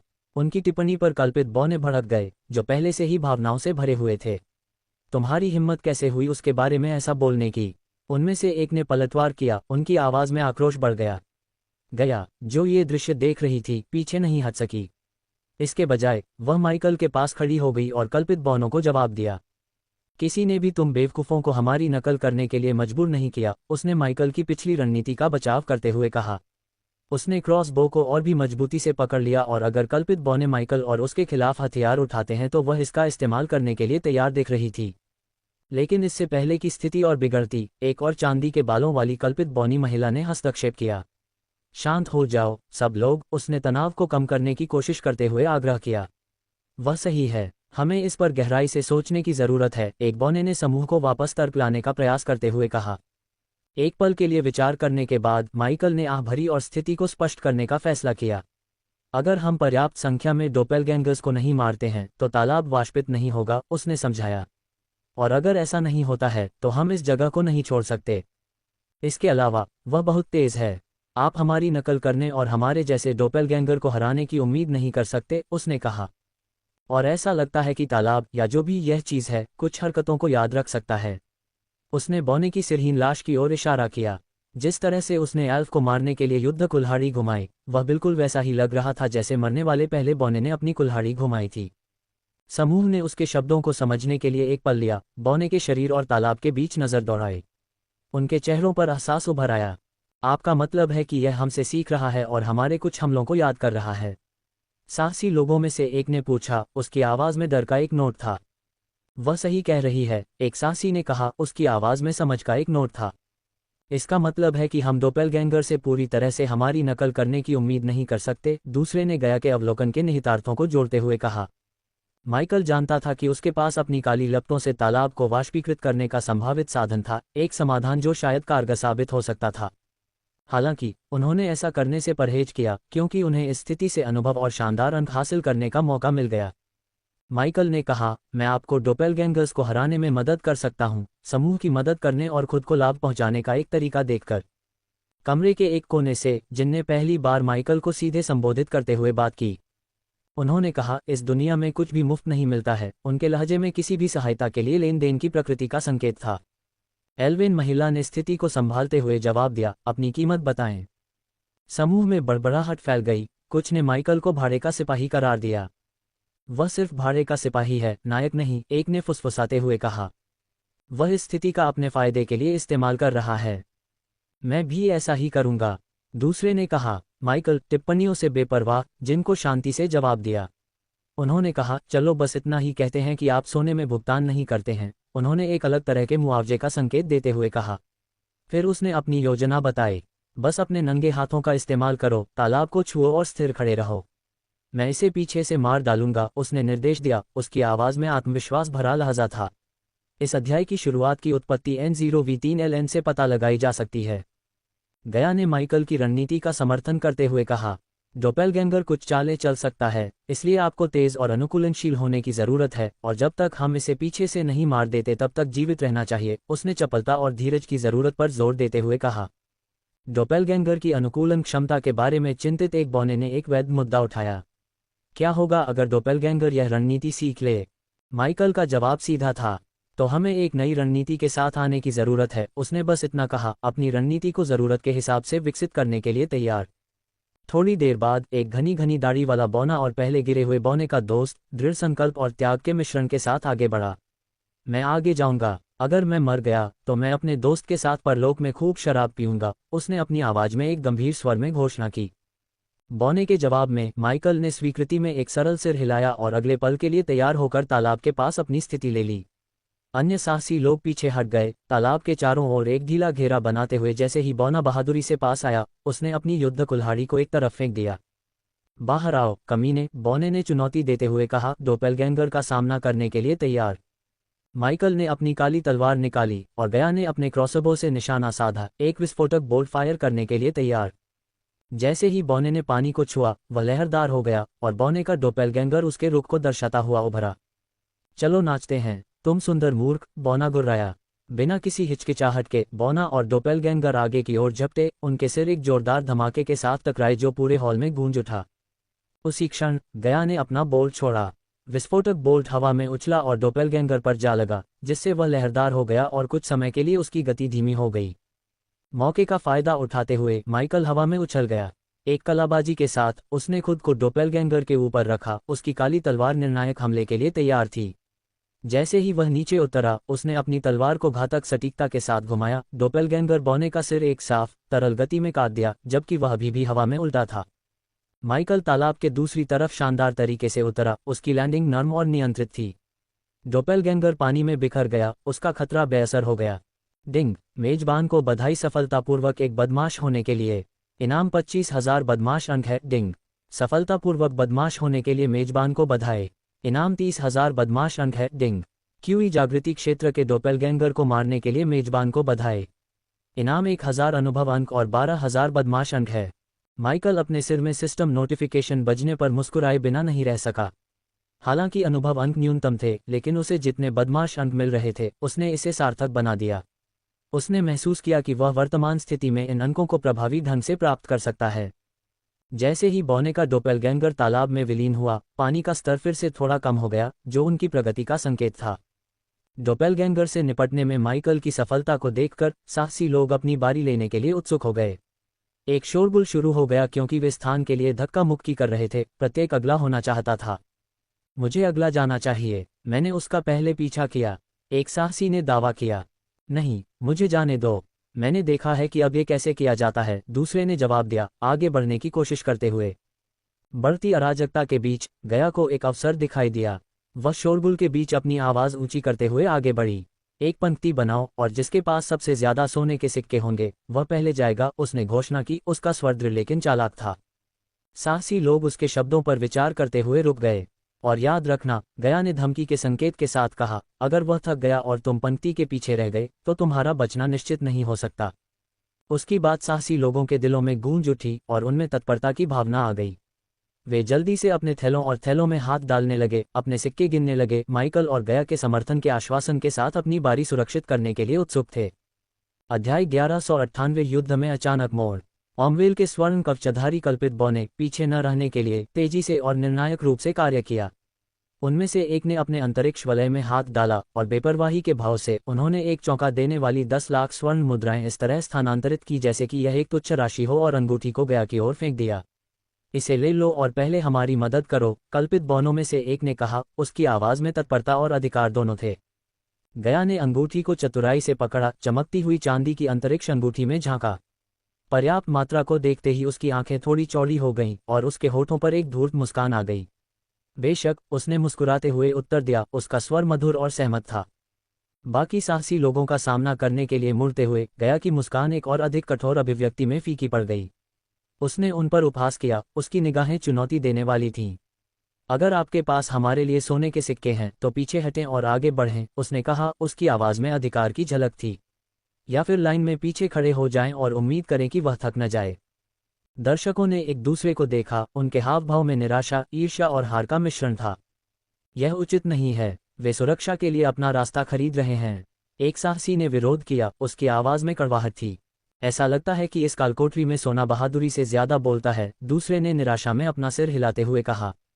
फिर एक और ने, स्थिति की वास्तविकता को समझते हुए, आह भरी और कहा, हमारे पास उस तरह की दौलत के सामने कोई मौका नहीं है। हमें बस अपनी बारी का इंतजार करना होगा। एक बार अराजकता और अव्यवस्था से भरा हॉल अब जरूरत या कौशल के बजाय धन द्वारा निर्धारित एक अधिक संगठित कतार में बदल गया था। ऑमवेल से स्वर्ण कवच वाले कल्पित बौने आगे बढ़े, उनका आत्मविश्वास उनके वित्तीय लाभ से बढ़ा। इस बीच ऐसे संसाधनों की कमी वाले अन्य साहसी लोग उनके पीछे खड़े हो गए, प्रत्येक चुपचाप अपने बचने की संभावनाओं की गणना कर रहा था और उम्मीद कर रहा था कि माइकल उनकी बारी आने से पहले थक नहीं जाएगा। ऑमवेल के एल्फ ने पिछले मुठभेड़ों को देखकर खुद को तालाब की चुनौती का सामना करने के लिए तैयार किया। उसने स्थापित प्रोटोकॉल का पालन किया, आत्मविश्वास से अपने घुमावदार ब्लेड को जमीन पर फेंक दिया। गया ने क्रॉसबो के साथ अपनी स्थिति संभाली, उसकी आंखें तालाब पर केंद्रित थीं, जबकि माइकल ने खुद को रणनीतिक रूप से तैनात किया, उसकी काली तलवार तैयार थी। मैं तैयार हूं, एल्फ ने घोषणा की, उसकी आवाज स्थिर थी। उसने अपने बूट की नोक से पानी को छुआ, जिससे सतह पर लहरें फैल गईं। पानी में हलचल होने लगी और जल्द ही एक डोपेलगैंगर बन गया, जो एल्फ की उपस्थिति और रुख को दर्शाता था। जैसे ही डोपेलगैंगर पूरी तरह से भौतिक रूप में आया, गया ने कार्रवाई की। अब उसने चिल्लाया, अपने क्रॉसबो से एक विस्फोटक बोल्ट जारी किया। बोल्ट हवा में सीटी बजाता हुआ डोपेलगैंगर की पीठ पर सीधा वार करता है। विस्फोट के कारण डोपेलगैंगर कुछ क्षण के लिए लड़खड़ा गया, प्रभाव के बल से उसकी हरकतें बाधित हो गईं। इस मौके का फायदा उठाते हुए माइकल अविश्वसनीय गति से आगे बढ़ा। ये देखो, उसने कहा, उसकी आवाज में दृढ़ संकल्प का संकेत था। उसने डोपेलगैंगर के इर्द गिर्द चतुराई से चाल चली, ताकि वह उसकी हरकतों की नकल करने की कोशिश न करे। एक तेज और सटीक प्रहार के साथ उसने डोपेलगैंगर की गर्दन पर निशाना साधा। डोपेलगैंगर, जो अभी भी गया के हमले से लड़खड़ा रहा था, माइकल की चपलता के साथ तालमेल बिठाने के लिए संघर्ष कर रहा था। उसने जवाबी हमला करने की कोशिश की, लेकिन माइकल की गति और कौशल भारी थे। एक तरल गति के साथ माइकल की तलवार ने अपना निशाना बनाया, डोपेलगैंगर की गर्दन को चीर दिया। प्राणी का सिर जमीन पर गिर गया और उसका शरीर पानी में घुल गया, तालाब में वापस आ गया। एल्फ, जो मुठभेड़ के दौरान स्थिर रहा था, ने एक सांस छोड़ी जिसे उसने रोके रखा था। अविश्वसनीय, उसने वास्तव में प्रभावित होकर कहा। दर्शकों ने प्रशंसा और राहत की फुसफुसाहट की। उन्होंने फिर से ऐसा किया, एक साहसी ने कहा। वे दोनों अजेय हैं, एक और ने कहा, माइकल और गया को नए सम्मान के साथ देखते हुए। माइकल और गया की डोपेलगैंगर्स के खिलाफ सफल रणनीति ने न केवल उनके दुर्जय युद्ध कौशल को प्रदर्शित किया, बल्कि समूह के अस्तित्व में प्रमुख खिलाड़ियों के रूप में उनकी भूमिका को भी मजबूत किया। डिंग, सफलतापूर्वक एक बदमाश होने के लिए मेजबान को बधाई। इनाम 35,000 बदमाश अंक है। डिंग, सफलतापूर्वक एक बदमाश होने के लिए मेजबान को बधाई। इनाम 40,000 बदमाश अंक है। डिंग, क्यूई जागृति क्षेत्र के डोपेलगैंगर को मारने के लिए मेजबान को बधाई। इनाम 1000 अनुभव अंक और 15,000 बदमाश अंक है। जब माइकल तालाब के पास खड़ा था, तो सिस्टम नोटिफिकेशन की जानी पहचानी झनकार उसके सिर में गूंज उठी, जो उसकी उपलब्धियों को स्वीकार कर रही थी। तालाब का जल स्तर उनके द्वारा पराजित प्रत्येक डोपेलगैंगर के साथ कम होता गया, जो उनकी बढ़ती सफलता का संकेत था। गया द्वारा पेश किए जा सकने वाले सोने के आधार पर संगठित किए गए साहसी लोगों की कतार ने एक पंक्ति बनाई। प्रत्येक अपनी बारी के लिए उत्सुक था, उम्मीद कर रहा था कि वह माइकल और गया द्वारा प्रदर्शित सफलता को दोहरा सके। कुछ दूरी पर खड़े होकर, जिनने अपने लबादे के नीचे छिपी एक लगभग मनोरंजक मुस्कान के साथ दृश्य को देखा। उसकी आंखें युवक और युवती का पीछा कर रही थीं, क्योंकि वे तालाब से निकलने वाले प्रत्येक डोपेलगैंगर को स्टाइलिश और कुशलता से मार रहे थे। डोपेलगैंगरों द्वारा अपने लड़ने के तरीके से अनुकूलन और सीखने के बावजूद माइकल और गया बहुत तेज और कुशल साबित हुए। उन्होंने तेजी से प्रत्येक को मार गिराया, उनका समन्वय और रणनीति दोषरहित थी। जैसे जैसे लड़ाई जारी रही, माइकल के पुरस्कारों का संचय बढ़ता गया। बदमाश अंक तेजी से बढ़ते गए और वह जल्द ही लगभग 2 मिलियन तक पहुंच गया। उसके अनुभव अंक भी बढ़ते गए, 1 लाख तक पहुंच गए। अब वह अगले साधना चरण में प्रवेश करने से केवल 1 लाख बदमाश अंक दूर था। माइकल और गया की डोपेलगैंगरों के खिलाफ लगातार सफलता के कारण हॉल का माहौल आत्मविश्वास और बेपरवाही में बदल गया था। गया को अपने हिस्से के सोने के सिक्के देने के बाद एक आधा उत्सुकता से तालाब की ओर बढ़ा, अपनी बारी के लिए तैयार। चलो देखते हैं ये कैसे होता है, हाफलिंग ने उत्साह के साथ कहा। उसका छोटा कद उभरते तालाब के बिल्कुल विपरीत था। अन्य साहसी लोग देख रहे थे, अब वे माइकल और गया की क्षमताओं में अधिक आश्वस्त थे। ये जल्दी होना चाहिए, उनमें से एक ने लापरवाही से टिप्पणी की। जैसे ही हाफलिंग ने पानी को छुआ, वह लहरदार हो गया और एक डुप्लीकेटर उभरने लगा। हमेशा की तरह गया ने अपना क्रॉसबो तैयार किया और बनने वाली आकृति की ओर एक विस्फोटक बोल्ट दागा। हालांकि इस बार स्थिति ने एक अप्रत्याशित मोड़ ले लिया। समूह के आश्चर्य और भय के लिए एक नहीं बल्कि 3 डुप्लीकेटर तालाब से प्रकट हुए। उनमें माइकल और गया के खुद के डुप्लीकेटर भी थे। गया के डुप्लीकेटर ने तेजी से हवा में फटते हुए तीर को पकड़ लिया, जबकि माइकल के डुप्लीकेटर ने एक शक्तिशाली राउंडहाउस किक लगाई जिससे असली माइकल हॉल में उड़ गया। साहसी लोग अविश्वास में हौंफने लगे। नहीं, इसने भी उनकी नकल की। एक चिल्लाया, यह क्या बकवास है, हम बर्बाद हो गए। दूसरे ने घबराहट में कहा। एक विनाशकारी कदम उठाते हुए गया के हमशक्ल ने फिर उस बेखबर हाफलिंग पर विस्फोटक तीर फेंका। तीर ने घातक सटीकता के साथ वार किया, जिससे वह जमीन से उड़ गया। विस्फोट की ताकत इतनी तीव्र थी कि हाफलिंग के हाथ और पैर फट गए, खून पूरे हॉल में फैल गया और एक भयानक दृश्य बन गया। तुरंत भीड़ सदमे और डर से भड़क उठी। वे बहुत शक्तिशाली हैं, कोई चिल्लाया। अब हम क्या करेंगे, एक और चिल्लाया। पहले का आत्मविश्वास अब आतंक में बदल गया। माइकल और गया के हमशक्ल तालाब से बाहर निकले। उनकी हरकतें उनके असली हमशक्लों से बिल्कुल मिलती जुलती थीं। उन्होंने एक साथ अपनी गर्दनें चटकाईं, एक ऐसा खतरनाक इशारा जिसने देखने वालों की रीढ़ की हड्डी में सिहरन पैदा कर दी। अप्रत्याशित हमले से अपना संयम वापस पाने के बाद माइकल जमीन से उछल पड़ा और तैयार खड़ा हो गया। ये दिलचस्प हो गया है, उसने अपनी आंखों में दृढ़ निश्चयी चमक के साथ कहा। अपने सुविधाजनक स्थान से जिन ने इस दृश्य को बड़ी दिलचस्पी से देखा। चलो देखते हैं कि वे आपस में कैसे लड़ते हैं, उसने कहा। उसकी आवाज में जिज्ञासा थी। स्थिति ने एक गंभीर मोड़ ले लिया जब हाफलिंग का हमशक्ल वापस पानी में बदल गया और वापस तालाब में विलीन हो गया। यह असली हाफलिंग की मौत के साथ साथ हुआ, जो विस्फोटक तीर के प्रभाव का एक दुखद परिणाम था। हाफलिंग के दोस्त भयानक दृश्य को देखकर निराशा में चिल्ला उठे। वह चला गया है, वे चिल्लाए। उनकी आवाजें दुख और अविश्वास से भरी हुई थीं। इस अराजकता के बीच माइकल और गया के हमशक्लों ने अपने वास्तविक जीवन के समकक्षों के साथ अपनी नजरें मिलाईं। एक पल के लिए वे एक दूसरे के सामने खड़े थे, दिखने और मुद्रा में एक दूसरे की प्रतिरूप। फिर एक साथ दोनों हमशक्लों ने मुस्कुराया, एक भयावह नकल जो आगे आने वाली लड़ाई का संकेत दे रही थी। एक तेज और अप्रत्याशित चाल में गया के हमशक्ल ने एक क्रॉसबो बनाया जो गॉड स्लेयर के समान था और बेखबर कल्पित बौनों के एक समूह पर निशाना साधा। इससे पहले कि कोई प्रतिक्रिया कर पाता, हमशक्ल ने एक विस्फोटक तीर छोड़ा जो घातक सटीकता के साथ समूह की ओर तेजी से बढ़ा। इसके बाद जो विस्फोट हुआ वह बहुत बड़ा और तात्कालिक था। विस्फोट की ताकत ने हॉल में शॉकवेव भेजी और इसके रास्ते में फंसे कल्पित बौने नष्ट हो गए। दर्द और भय की चीखें गूंज उठीं जब विस्फोट ने उनके रैंकों को तहस नहस कर दिया और पीछे अराजकता और विनाश का दृश्य छोड़ गया। गया के हमशक्ल की विनाशकारी शक्ति को देखकर साहसी लोगों में दहशत फैल गई। जल्दबाजी में हथियार निकाले गए और हवा में युद्ध के लिए तैयार हो रहे स्टील और जादू की आवाजें गूंजने लगीं। हमें वापस लड़ना होगा, एक साहसी ने चिल्लाते हुए दूसरों को एकजुट किया। हमारे पास जो कुछ भी है उसका इस्तेमाल करो, दूसरे ने दृढ़ निश्चय के साथ चिल्लाया। Thunder strike, inferno burst, frost spear. विभिन्न प्रकार के मंत्रों का प्रयोग डोपेलगैंगर्स पर किया गया। उनमें से कई ने मंत्रों का जाप किया, बिजली के बोल्ट, आग के गोले और बर्फ के टुकड़े छोड़े।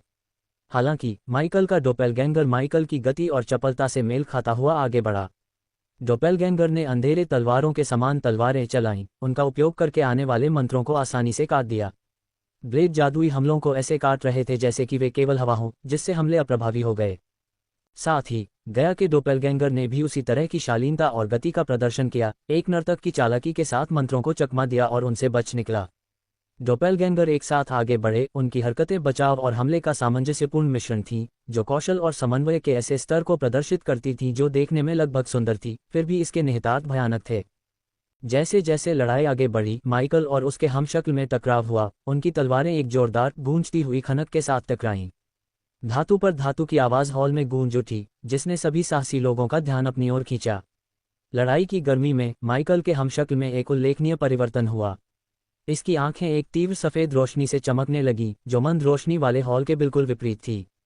फिर एक धूर्त, जानकार मुस्कान उसके चेहरे पर फैल गई, एक ऐसी मुस्कान जो सिल्वारिस को देखने वाले सभी लोगों के लिए बेहद जानी पहचानी थी। सिल्वारिस की मुस्कान से इसकी समानता अनोखी थी और यह माइकल की नज़र से नहीं बची। सिल्वारिस, माइकल ने जोर से पूछा, उसकी आवाज़ में संदेह और एहसास था। अध्याय 1199। यहाँ तक कि डोपेलगैंगर भी एक बदमाश है। जैसे ही माइकल के डोपेलगैंगर की आंखों से चमक तेजी से फीकी पड़ गई, लड़ाई की तीव्रता बढ़ गई। माइकल और उसके डोपेलगैंगर ने एक भयंकर द्वंद्व युद्ध में भाग लिया। उनकी दोहरी तलवारें स्टील और कौशल के घातक नृत्य में टकराईं। साथ ही गया और उसके डोपेलगैंगर ने अपनी लड़ाई में भाग लिया। प्रत्येक ने घातक सटीकता के साथ क्रॉसबो का इस्तेमाल किया। NOVELBE.C ओम। माइकल अविश्वसनीय चपलता के साथ आगे बढ़ा। उसकी तलवारें हवा में कटती रहीं और वह अपने डोपेलगैंगर की हर चाल से मेल खाता रहा। उनकी तलवारों के टकराने की आवाज़ गूंज उठी, जो उनके समान कौशल का प्रमाण थी। तुम मेरे जैसे दिख सकते हो, लेकिन तुम कभी मेरे जैसे नहीं हो सकते, माइकल ने शांति से कहा, अपनी तलवारों को तेजी से गणना किए गए हमलों की एक श्रृंखला में आगे बढ़ाया। उसके हमशक्ल ने उसके हर हमले का जवाब एक ही चाल से दिया। दोनों आकृतियां एकदम तालमेल में आगे बढ़ीं। उनकी तलवारें एक धुंधली सी हरकत में थीं। इस बीच गया और उसकी हमशक्ल ने बिल्ली और चूहे का एक बड़ा खेल खेला, जिसमें वे गोलियां चला रहे थे और बोल्टों को चकमा दे रहे थे। गया की उंगलियां तेजी से क्रॉसबो को फिर से लोड करने लगीं। हर शॉट घातक सटीकता के साथ निशाना साध रहा था। मुझे इससे नफरत है, गया ने चिल्लाते हुए एक बोल्ट छोड़ा जो उसके हमशक्ल से बाल बाल बच गया। हमशक्ल ने भी पीछे न रहते हुए उतनी ही तेजी और सटीकता से जवाबी हमला किया।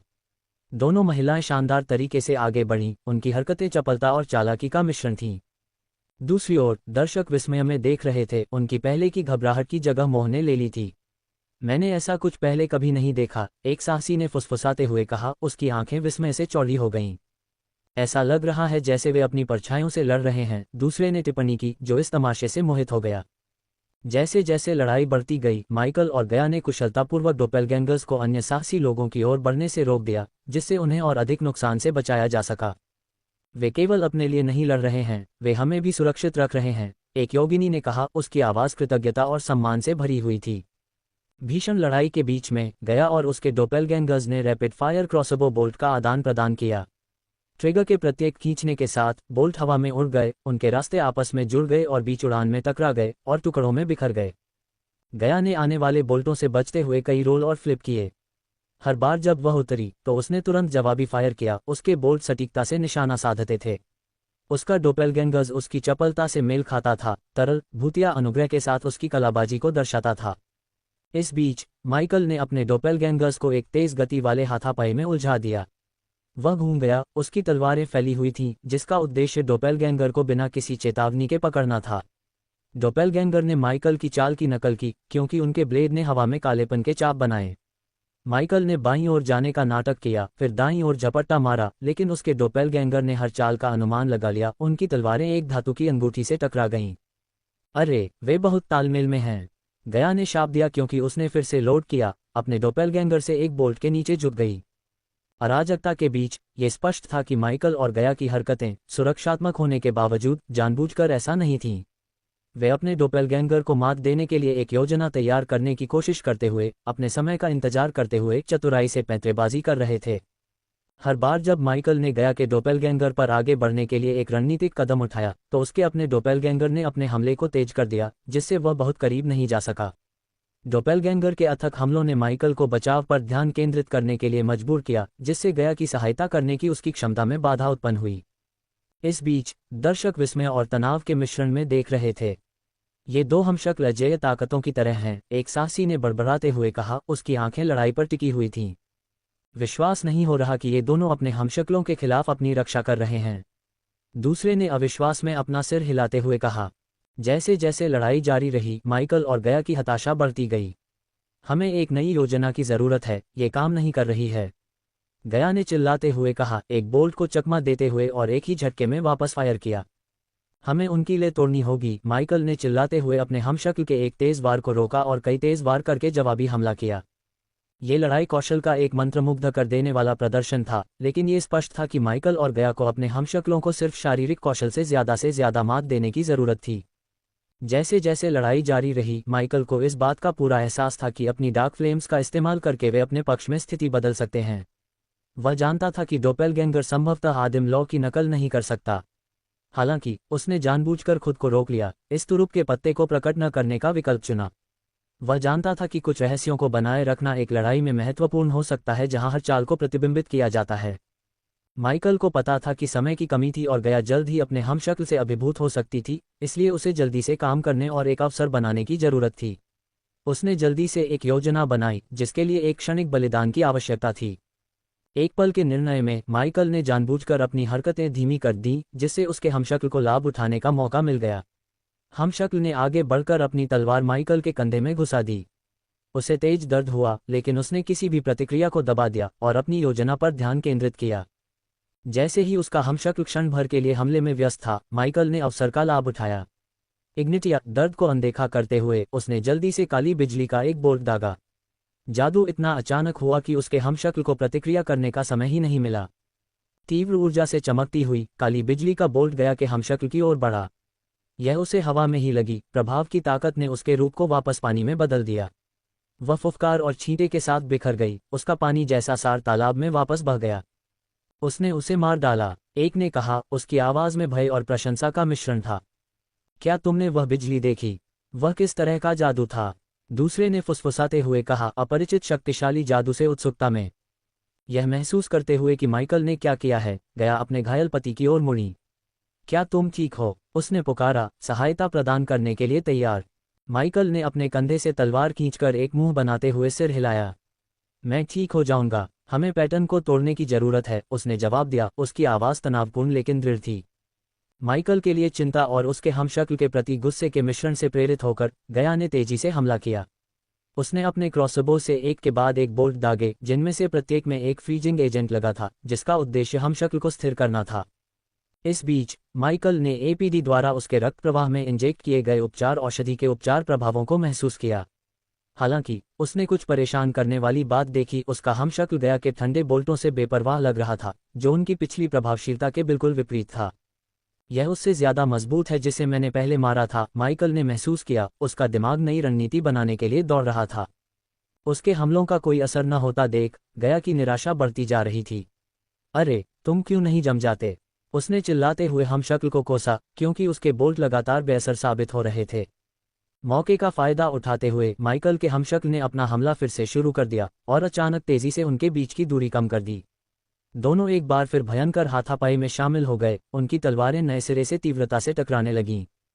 हमशक्ल की हरकतें तेज और सटीक थीं, जो माइकल की युद्ध शैली को दर्शाती थीं, लेकिन आक्रामकता और लचीलेपन की एक अतिरिक्त परत के साथ। माइकल ने बचाव किया और चकमा दिया, उसका दिमाग इस मजबूत दिखने वाले संस्करण में एक मौका, एक कमजोरी खोजने के लिए ओवरटाइम कर रहा था। साहसी लोगों ने विस्मय और चिंता के मिश्रण के साथ नए सिरे से लड़ाई देखी। वह अभी भी लड़ रहा है, लेकिन वह डोपेलगैंगर, यह एक छाया से लड़ने जैसा है, एक ने टिप्पणी की। क्या वे वास्तव में इसे हरा सकते हैं? दूसरे ने फुसफुसाते हुए कहा, उसकी आवाज में संदेह था। जब गया ने देखा कि साहसी लोगों की भीड़ ने अपने हमले बंद कर दिए हैं और अब केवल तीव्र लड़ाई के दर्शक हैं, तो उसे क्रोध की लहर महसूस हुई। तुम बेवकूफों को कूदना चाहिए, उसने उन पर चिल्लाया, उसकी आवाज में निराशा और तत्परता थी। या जब हम मर जाते हैं तो तुम अगले हो। उसके शब्दों ने कुछ साहसी लोगों को उनकी मदहोशी से बाहर निकाला। अरे वह सही कह रही है, हमें उस पर हमला करने की जरूरत है। उनमें से कुछ ने स्थिति की गंभीरता को समझते हुए तुरंत सहमति में सिर हिलाया। उन्होंने अपने हथियार और मंत्र तैयार किए, माइकल के डोपेलगैंगर पर हमला करने के लिए लड़ाई में शामिल हो गए। चमकदार आर्केनम। एक योगिनी जादूगर आगे बढ़ा और उसने एक जादू किया, जिससे एक चमकदार रोशनी की किरण निकली जो डोपेलगैंगर की ओर चली गई। रोशनी ने हॉल को रोशन कर दिया, लेकिन डोपेलगैंगर ने फुर्ती से किरण को चकमा दिया। माइकल की गति से मेल खाती हुई गति से आगे बढ़ा। एक बड़ा हथौड़ा लिए हुए एक मजबूत योद्धा ने डोपेलगैंगर पर हमला किया। मर जाओ, उसने अपने हथौड़े को शक्तिशाली बल के साथ घुमाते हुए दहाड़ लगाए। डोपेलगैंगर ने अपनी तलवार से वार को रोक दिया, जिससे हुई टक्कर से चिंगारियां उड़ने लगीं। मौके का फायदा उठाते हुए गया ने एक और बोल्ट दागा, इस बार डोपेलगैंगर के पैर पर निशाना साधते हुए। बोल्ट ने वार किया, लेकिन डोपेलगैंगर की प्रतिक्रियाएं बहुत तेज थीं और वह हमले को टालने में कामयाब रहा, मुश्किल से प्रक्षेप्य से बच पाया। दबाते रहो, माइकल चिल्लाया, डोपेलगैंगर पर तलवारों के झटकों से हमला किया। उसके ब्लेड धुंधले ढंग से हिल रहे थे, हर वार सटीक और गणनापूर्ण था। डोपेलगैंगर ने उसकी हर हरकत का मुकाबला किया, हॉल में उनकी तलवारें गूंज रही थीं। दूसरी ओर एक बौना एक अवसर देखकर चुपके से हमला करने का प्रयास करता है। ये लो, वह चिल्लाता है, अपने खंजर के साथ आगे बढ़ता है। हालांकि डोपेलगैंगर ने इस कदम का अनुमान लगा लिया था और अपने हाथ से हमले को रोकने के लिए समय पर मुड़ गया। युद्ध एक अराजक हाथापाई में बदल गया, जिसमें मंत्र और वार तेजी से आदान प्रदान किए जा रहे थे। अरे यह एक दर्पण से लड़ने जैसा है, योद्धाओं में से एक ने कहा, थकावट से हाँफते हुए। हम हार नहीं मान सकते। गया ने चिल्लाते हुए अपना क्रॉसबो फिर से लोड किया। ये हमारे हर कदम से सीख रहा है। जैसे जैसे लड़ाई तेज होती गई, ये स्पष्ट होता गया कि माइकल के कच्चे युद्ध कौशल से लैस एक डोपेलगैंगर भी पागलपन की हद तक शक्तिशाली था। अपना सब कुछ देने के बावजूद साहसी और गया ने पाया कि उसके खिलाफ एक भी प्रभावी वार करने के लिए संघर्ष करना पड़ रहा था। माइकल की लड़ाई शैली को प्रतिबिंबित करने की डोपेलगैंगर की क्षमता ने उसे हाथ से हाथ की लड़ाई में लगभग अजेय बना दिया, जिससे समूह को पसीना आ गया और प्रयास के तहत तनाव हो गया। ये देखकर माइकल गर्व की भावना महसूस करने से खुद को रोक नहीं सका। उसके और साहसी लोगों के बीच शक्ति में स्पष्ट अंतर ने उसके जैसे भगवान और साधारण मनुष्यों के बीच स्पष्ट अंतर को उजागर किया। अध्याय 1200 डोपेलगैंगर का अंत। माइकल की अपनी पूरी शक्ति को छिपाने की रणनीति एक बुद्धिमानी भरा निर्णय साबित हुई। डोपेलगैंगर को उसकी वास्तविक क्षमताओं तक सीमित करके उसने उसे पहले से ज्यादा सिरदर्द बनने से रोका। ये सामरिक दृष्टिकोण अब युद्ध में चमत्कार कर रहा था। समूह के लगातार हमले के तहत, जिसमें माइकल ने नेतृत्व किया, डोपेलगैंगर में तनाव के लक्षण दिखने लगे। माइकल के लगातार हमलों ने डोपेलगैंगर का ध्यान खींचा, जिससे अन्य अधिक प्रभावकारिता के साथ हमला कर सके। माइकल ने डोपेलगैंगर पर तलवारों के तेज हमलों की बौछार की। तुम मेरी चालों की नकल कर सकते हो, लेकिन मेरे दिमाग की नहीं, उसने शांति से कहा। अपने प्रतिद्वंद्वी को भ्रमित करने और उससे आगे निकलने के लिए डिजाइन किए गए जटिल युद्धाभ्यासों की एक श्रृंखला को अंजाम देते समय उसकी तलवारें धुंधली हो गईं। माइकल की हरकतों को दोहराते हुए डोपेलगैंगर ने खुद को धीरे धीरे अभिभूत पाया। समूह ने अवसर का लाभ उठाया, उनके संयुक्त हमले अधिक समन्वित होते गए। एक योगिनी तीरंदाज ने तीरों की एक श्रृंखला चलाई, जिनमें से प्रत्येक माइकल से बाल बाल बच गया, लेकिन डोपेलगैंगर को लग गया। अब तीरंदाज ने चिल्लाते हुए दूसरों को अपने हमले तेज करने का संकेत दिया। आर्केंटोरेंट, एक जादूगर ने चिल्लाते हुए एक मंत्र का प्रयोग किया। जल्द ही जादुई ऊर्जा की एक धारा डोपेलगैंगर की ओर बढ़ी, जिससे उसका आकार लहरदार और विकृत हो गया। उसने बचने की कोशिश की, लेकिन उसकी प्रतिक्रिया थोड़ी धीमी थी। ये संकेत था कि लगातार दबाव उस पर असर कर रहा था। जैसे जैसे डोपेलगैंगर हमले के तहत लड़खड़ाता गया, उसकी हरकतें कम तरल होती गईं, उसकी प्रतिक्रियाएं कम तत्काल होती गईं। साहसी लोगों ने गति में बदलाव को महसूस करते हुए और जोर लगाया। दूसरी ओर गया ने अपने क्रॉसबो को फिर से लोड किया और डोपेलगैंगर के जोड़ों पर निशाना साधा। चलो अब तुम्हें नाचते हुए देखते हैं, उसने कवच भेदी बोल्ट दागते हुए कहा। बोल्ट ने वार किया और डोपेलगैंगर अजीब तरह से झटके खा गया। वह प्रक्षेप्यों के प्रक्षेप पथ से पूरी तरह से बच नहीं पाया। एक रास्ता देखकर माइकल ने जोरदार प्रहार किया। यह अब समाप्त होता है, उसने डोपेलगैंगर के दिल पर अपनी तलवार से निशाना साधते हुए कहा। समूह की संयुक्त शक्ति, माइकल की रणनीतिक योजना और निष्पादन के साथ अंततः उनके पक्ष में तराजू को झुका दिया था। भीषण युद्ध के बीच जिन चुपके से तालाब की ओर बढ़ा। उसने पानी की सतह को छुआ और उसका रूप लेने वाला एक डोपेलगैंगर उभरा। हालांकि यह नया डोपेलगैंगर कमजोर दिखाई दिया, जिसमें माइकल के डोपेलगैंगर की मजबूत ऊर्जा और जीवन शक्ति की कमी थी। ऐसा लग रहा था कि तालाब ने माइकल के मजबूत डोपेलगैंगर को बनाने में अधिक ऊर्जा खर्च की थी, जिसके परिणामस्वरूप जिनका कम शक्तिशाली संस्करण बन गया। भीषण लड़ाई में माइकल ने अपनी आंख के कोने से जिन की हरकतों को देखा। उसने देखा कि जिन एक ताबीज, एक हथेली के आकार का संगमरमर इस्तेमाल कर रहा था। इसे तोड़ने पर जिनका एक और क्लोन डोपेलगैंगर के पीछे प्रकट हुआ। इस क्लोन ने तेजी से और चुपचाप जिन के डोपेलगैंगर की पीठ में छुरा घोंपा, जिससे वह तुरंत मर गया। जबकि अधिकांश साहसी लोग चल रही लड़ाई में इतने मशगूल थे कि वे जिन की चालाक चाल को नोटिस नहीं कर पाए, गया ने इसे देखा और अपनी सांसों में कोसा। वह चालाक कमीना, उसने बड़बड़ाते हुए कहा, उसके स्वर में झुंझलाहट और प्रशंसा का मिश्रण था। अपनी ऊर्जा बचा रहा है और चतुराई से खेल रहा है। अपने लक्ष्य को पूरा करने के बाद जिन जल्दी से छाया में वापस चला गया, लड़ाई में आगे की भागीदारी से बचता हुआ। हालांकि कई लोगों ने इस पर ध्यान नहीं दिया, लेकिन उसकी कार्रवाई संसाधनों का एक चतुर उपयोग था, जिससे वह अपने डोपेलगैंगर से प्रभावी ढंग से निपटने के दौरान अपनी ऊर्जा को संरक्षित कर सका। जैसे जैसे लड़ाई जारी रही, माइकल ने अपने पास मौजूद उपकरणों का उपयोग करके अपनी क्षमताओं को बढ़ाने का एक सामरिक निर्णय लिया। उसने मानसिक रूप से अपने एपीडी को अपने रक्त प्रवाह में एक गति औषधि इंजेक्ट करने का आदेश दिया, एक ऐसा मिश्रण जो उसकी गति को तेजी से बढ़ाने के लिए डिजाइन किया गया था। सामान्य परिस्थितियों में माइकल अपनी जन्मजात क्षमताओं और मंत्रों पर भरोसा करना पसंद करता था और असाधारण गति प्राप्त करने के लिए आकाशीय ऊर्जा का उपयोग करता था। हालांकि इस महत्वपूर्ण क्षण में उसने औषधि का उपयोग करने की आवश्यकता को पहचाना, ये देखते हुए कि डोपेलगैंगर के पास ऐसी वृद्धि तक पहुंच नहीं थी। जब औषधि ने असर दिखाया तो माइकल की हरकतें देखने वालों के लिए धुंधली हो गईं। वह अविश्वसनीय तेजी से डोपेलगैंगर के चारों ओर भागा, उसका शरीर तरल कलाबाजी की तरह हिल रहा था। हर हरकत गणना और सटीक थी, गति और चपलता का एक घातक नृत्य। अब तुम नहीं चल सकते है न? माइकल ने ताना मारा, उसकी आवाज़ आत्मविश्वास से भरी हुई थी क्योंकि वह डोपेलगैंगर के चारों ओर चक्कर लगा रहा था। वह आगे बढ़ा, अपनी तलवारों से कई वार किए। डोपेलगैंगर ने उसकी हरकतों को दोहराने की कोशिश की, लेकिन माइकल की बढ़ी हुई गति ने उसे बढ़त दिला दी। वह घूम गया, उसकी ब्लेड हवा में कट रही थी, हर हरकत के साथ प्रकाश के चाप बना रही थी। अब गति बनाए रखने के लिए संघर्ष करते हुए डोपेलगैंगर ने खुद को रक्षात्मक पाया। माइकल ने हर मौके का फायदा उठाया, उसके हमले और अधिक आक्रामक और अथक होते गए। एक आखिरी कलाबाजी के साथ माइकल डोपेलगैंगर के ऊपर से उड़ गया, बीच हवा में पलट गया। जैसे ही वह नीचे उतरा, उसने अपनी तलवारों को शक्तिशाली क्रॉस कटिंग गति में नीचे लाया। ब्लेड ने अपने निशाने को छुआ और क्रूर बल के साथ डोपेलगैंगर को चीर दिया। डोपेलगैंगर का रूप पानी में घुलने से पहले हिंसक रूप से कांप उठा और वापस तालाब में गिर गया। माइकल आसानी से जमीन पर उतरा, उसकी सांसें थकावट के बावजूद स्थिर थीं। उसने ये कर दिखाया, उसने वास्तव में ये कर दिखाया, साहसी लोगों में से एक ने कहा, उनकी आवाज़ में आश्चर्य और विस्मय का मिश्रण था। यह अविश्वसनीय था। दूसरे ने कहा, उनकी आंखें चौड़ी हो गईं क्योंकि वे विशुद्ध शक्ति और कौशल के प्रदर्शन को समझ रहे थे। जैसे ही माइकल का डोपेलगैंगर तालाब में घुल गया, पानी का स्तर उल्लेखनीय रूप से कम हो गया। इस जीत से उत्साहित साहसी लोगों में जोश और टीम वर्क की भावना फिर से भर गई। उन्होंने जल्दी से खुद को संगठित किया, प्रत्येक ने समूह के समर्थन से अपने डोपेलगैंगर का सामना करने के लिए बारी बारी से काम किया। एक एक करके डोपेलगैंगर उभरे और कई लड़ाइयों में हार गए। साहसी लोगों ने क्रूर बल, चालाक रणनीति और सहकारी रणनीतियों का संयोजन किया। प्रत्येक जीत उन्हें उनके लक्ष्य के करीब ले गई और धीरे धीरे तालाब का पानी कम होता गया। अंत में आखिरी डोपेलगैंगर के मारे जाने के बाद तालाब पूरी तरह से सूख गया और उसके तल पर एक छिपा हुआ दरवाजा दिखाई दिया।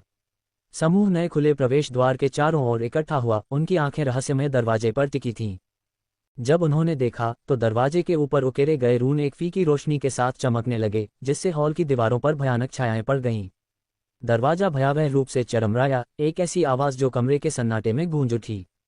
लगता है कि हमें आगे का रास्ता मिल गया है, साहसी लोगों में से एक ने कहा। उसकी आवाज़ अब शांत हो चुके हॉल में थोड़ी सी गूंज रही थी। उस दरवाजे के पीछे जो भी है, हम उसके लिए तैयार हैं, दूसरे ने अपने हथियार को थोड़ा और कसते हुए कहा। गया दरवाजे के करीब गया, चमकते रूनों को देखता हुआ। आशा है कि यह इतनी सारी परेशानी के लायक है, उसने कहा, उसकी आवाज़ में थकान का एक संकेत था। सतर्क रहें, इस काल कोठरी में और भी चालें छिपी हैं, माइकल ने चेतावनी दी, उसकी आंखें क्षेत्र को स्कैन कर रही थीं। जैसे ही वे नए खुले दरवाजे के सामने खड़े हुए, कुछ साहसी और उनके साथ आए अमीर रईसों ने अपनी चिंताओं और आशंकाओं को व्यक्त करना शुरू कर दिया कि आगे क्या हो सकता है।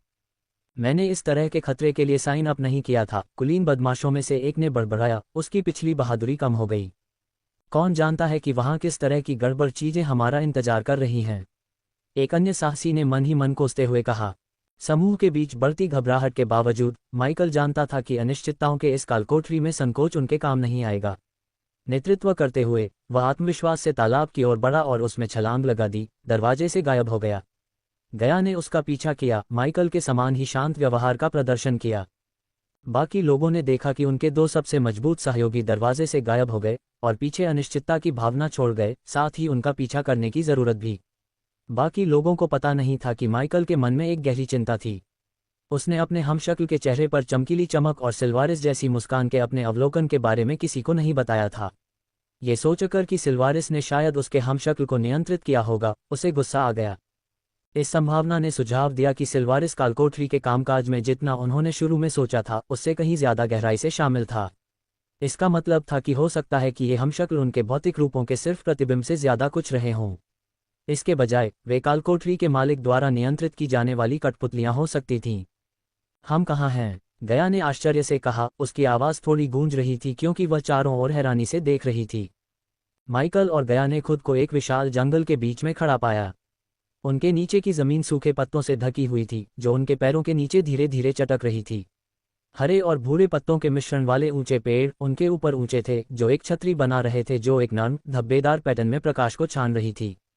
माइकल ने उनके सामने फैले विशाल जंगल का निरीक्षण किया, उसकी आंखें किसी भी खतरे या सुराग के लिए आसपास के वातावरण को स्कैन कर रही थीं। ऐसा लगता है कि यह कालकोठरी से जुड़ा एक पॉकेट आयाम है, उसने सोच समझकर कहा। गया ने चारों ओर देखा, उसकी आंखें जिज्ञासा और सावधानी से चौड़ी हो गईं। एक पॉकेट आयाम? तो हम अभी भी सिल्वेरिस के खेल के अंदर हैं? उसने पूछा, उनके नए वातावरण को समझने की कोशिश करते हुए।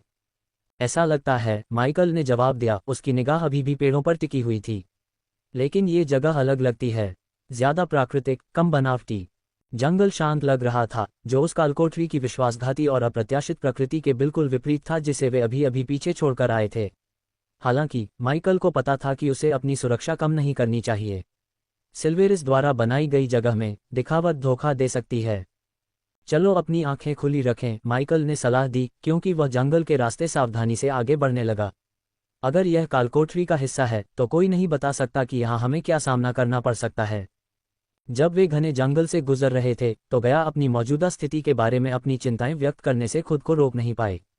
उस कमबख्त चोर ने हमारे लिए यहाँ किस तरह के बीमार जाल या खेल की योजना बनाई है? उसने गुस्से और निराशा से भरी आवाज में पूछा। हालांकि माइकल ने उसकी भावनाओं को साझा किया, लेकिन वह शांत रहा, जंगल में किसी भी खतरे के संकेत के लिए अपनी आंखें स्कैन कर रहा था। कुछ ही देर में उसने सूखे पत्तों के बीच कुछ असामान्य चीज देखी। वहां कुछ है, उसने वस्तु की ओर अपनी गति तेज करने से पहले कहा। जैसे जैसे वे पास पहुंचे, सामने जो कुछ था उसकी भयावह वास्तविकता स्पष्ट हो गई। यह एक शरीर था, एक बौने का, जो जंगल के फर्श पर निश्चल पड़ा था। उसका गला कटा हुआ था, उसके चारों ओर खून जमा हुआ था, जिससे सूखे पत्ते गहरे लाल रंग के हो गए थे। शरीर को देखते ही गयाया ने पहचानते हुए चौंक कर कहा, मैं उसे जानती हूँ, उसने धीमी आवाज में और सदमे से कहा। उसने हमारे साथ डोपेलगैंगर से लड़ाई की। वह साहसी लोगों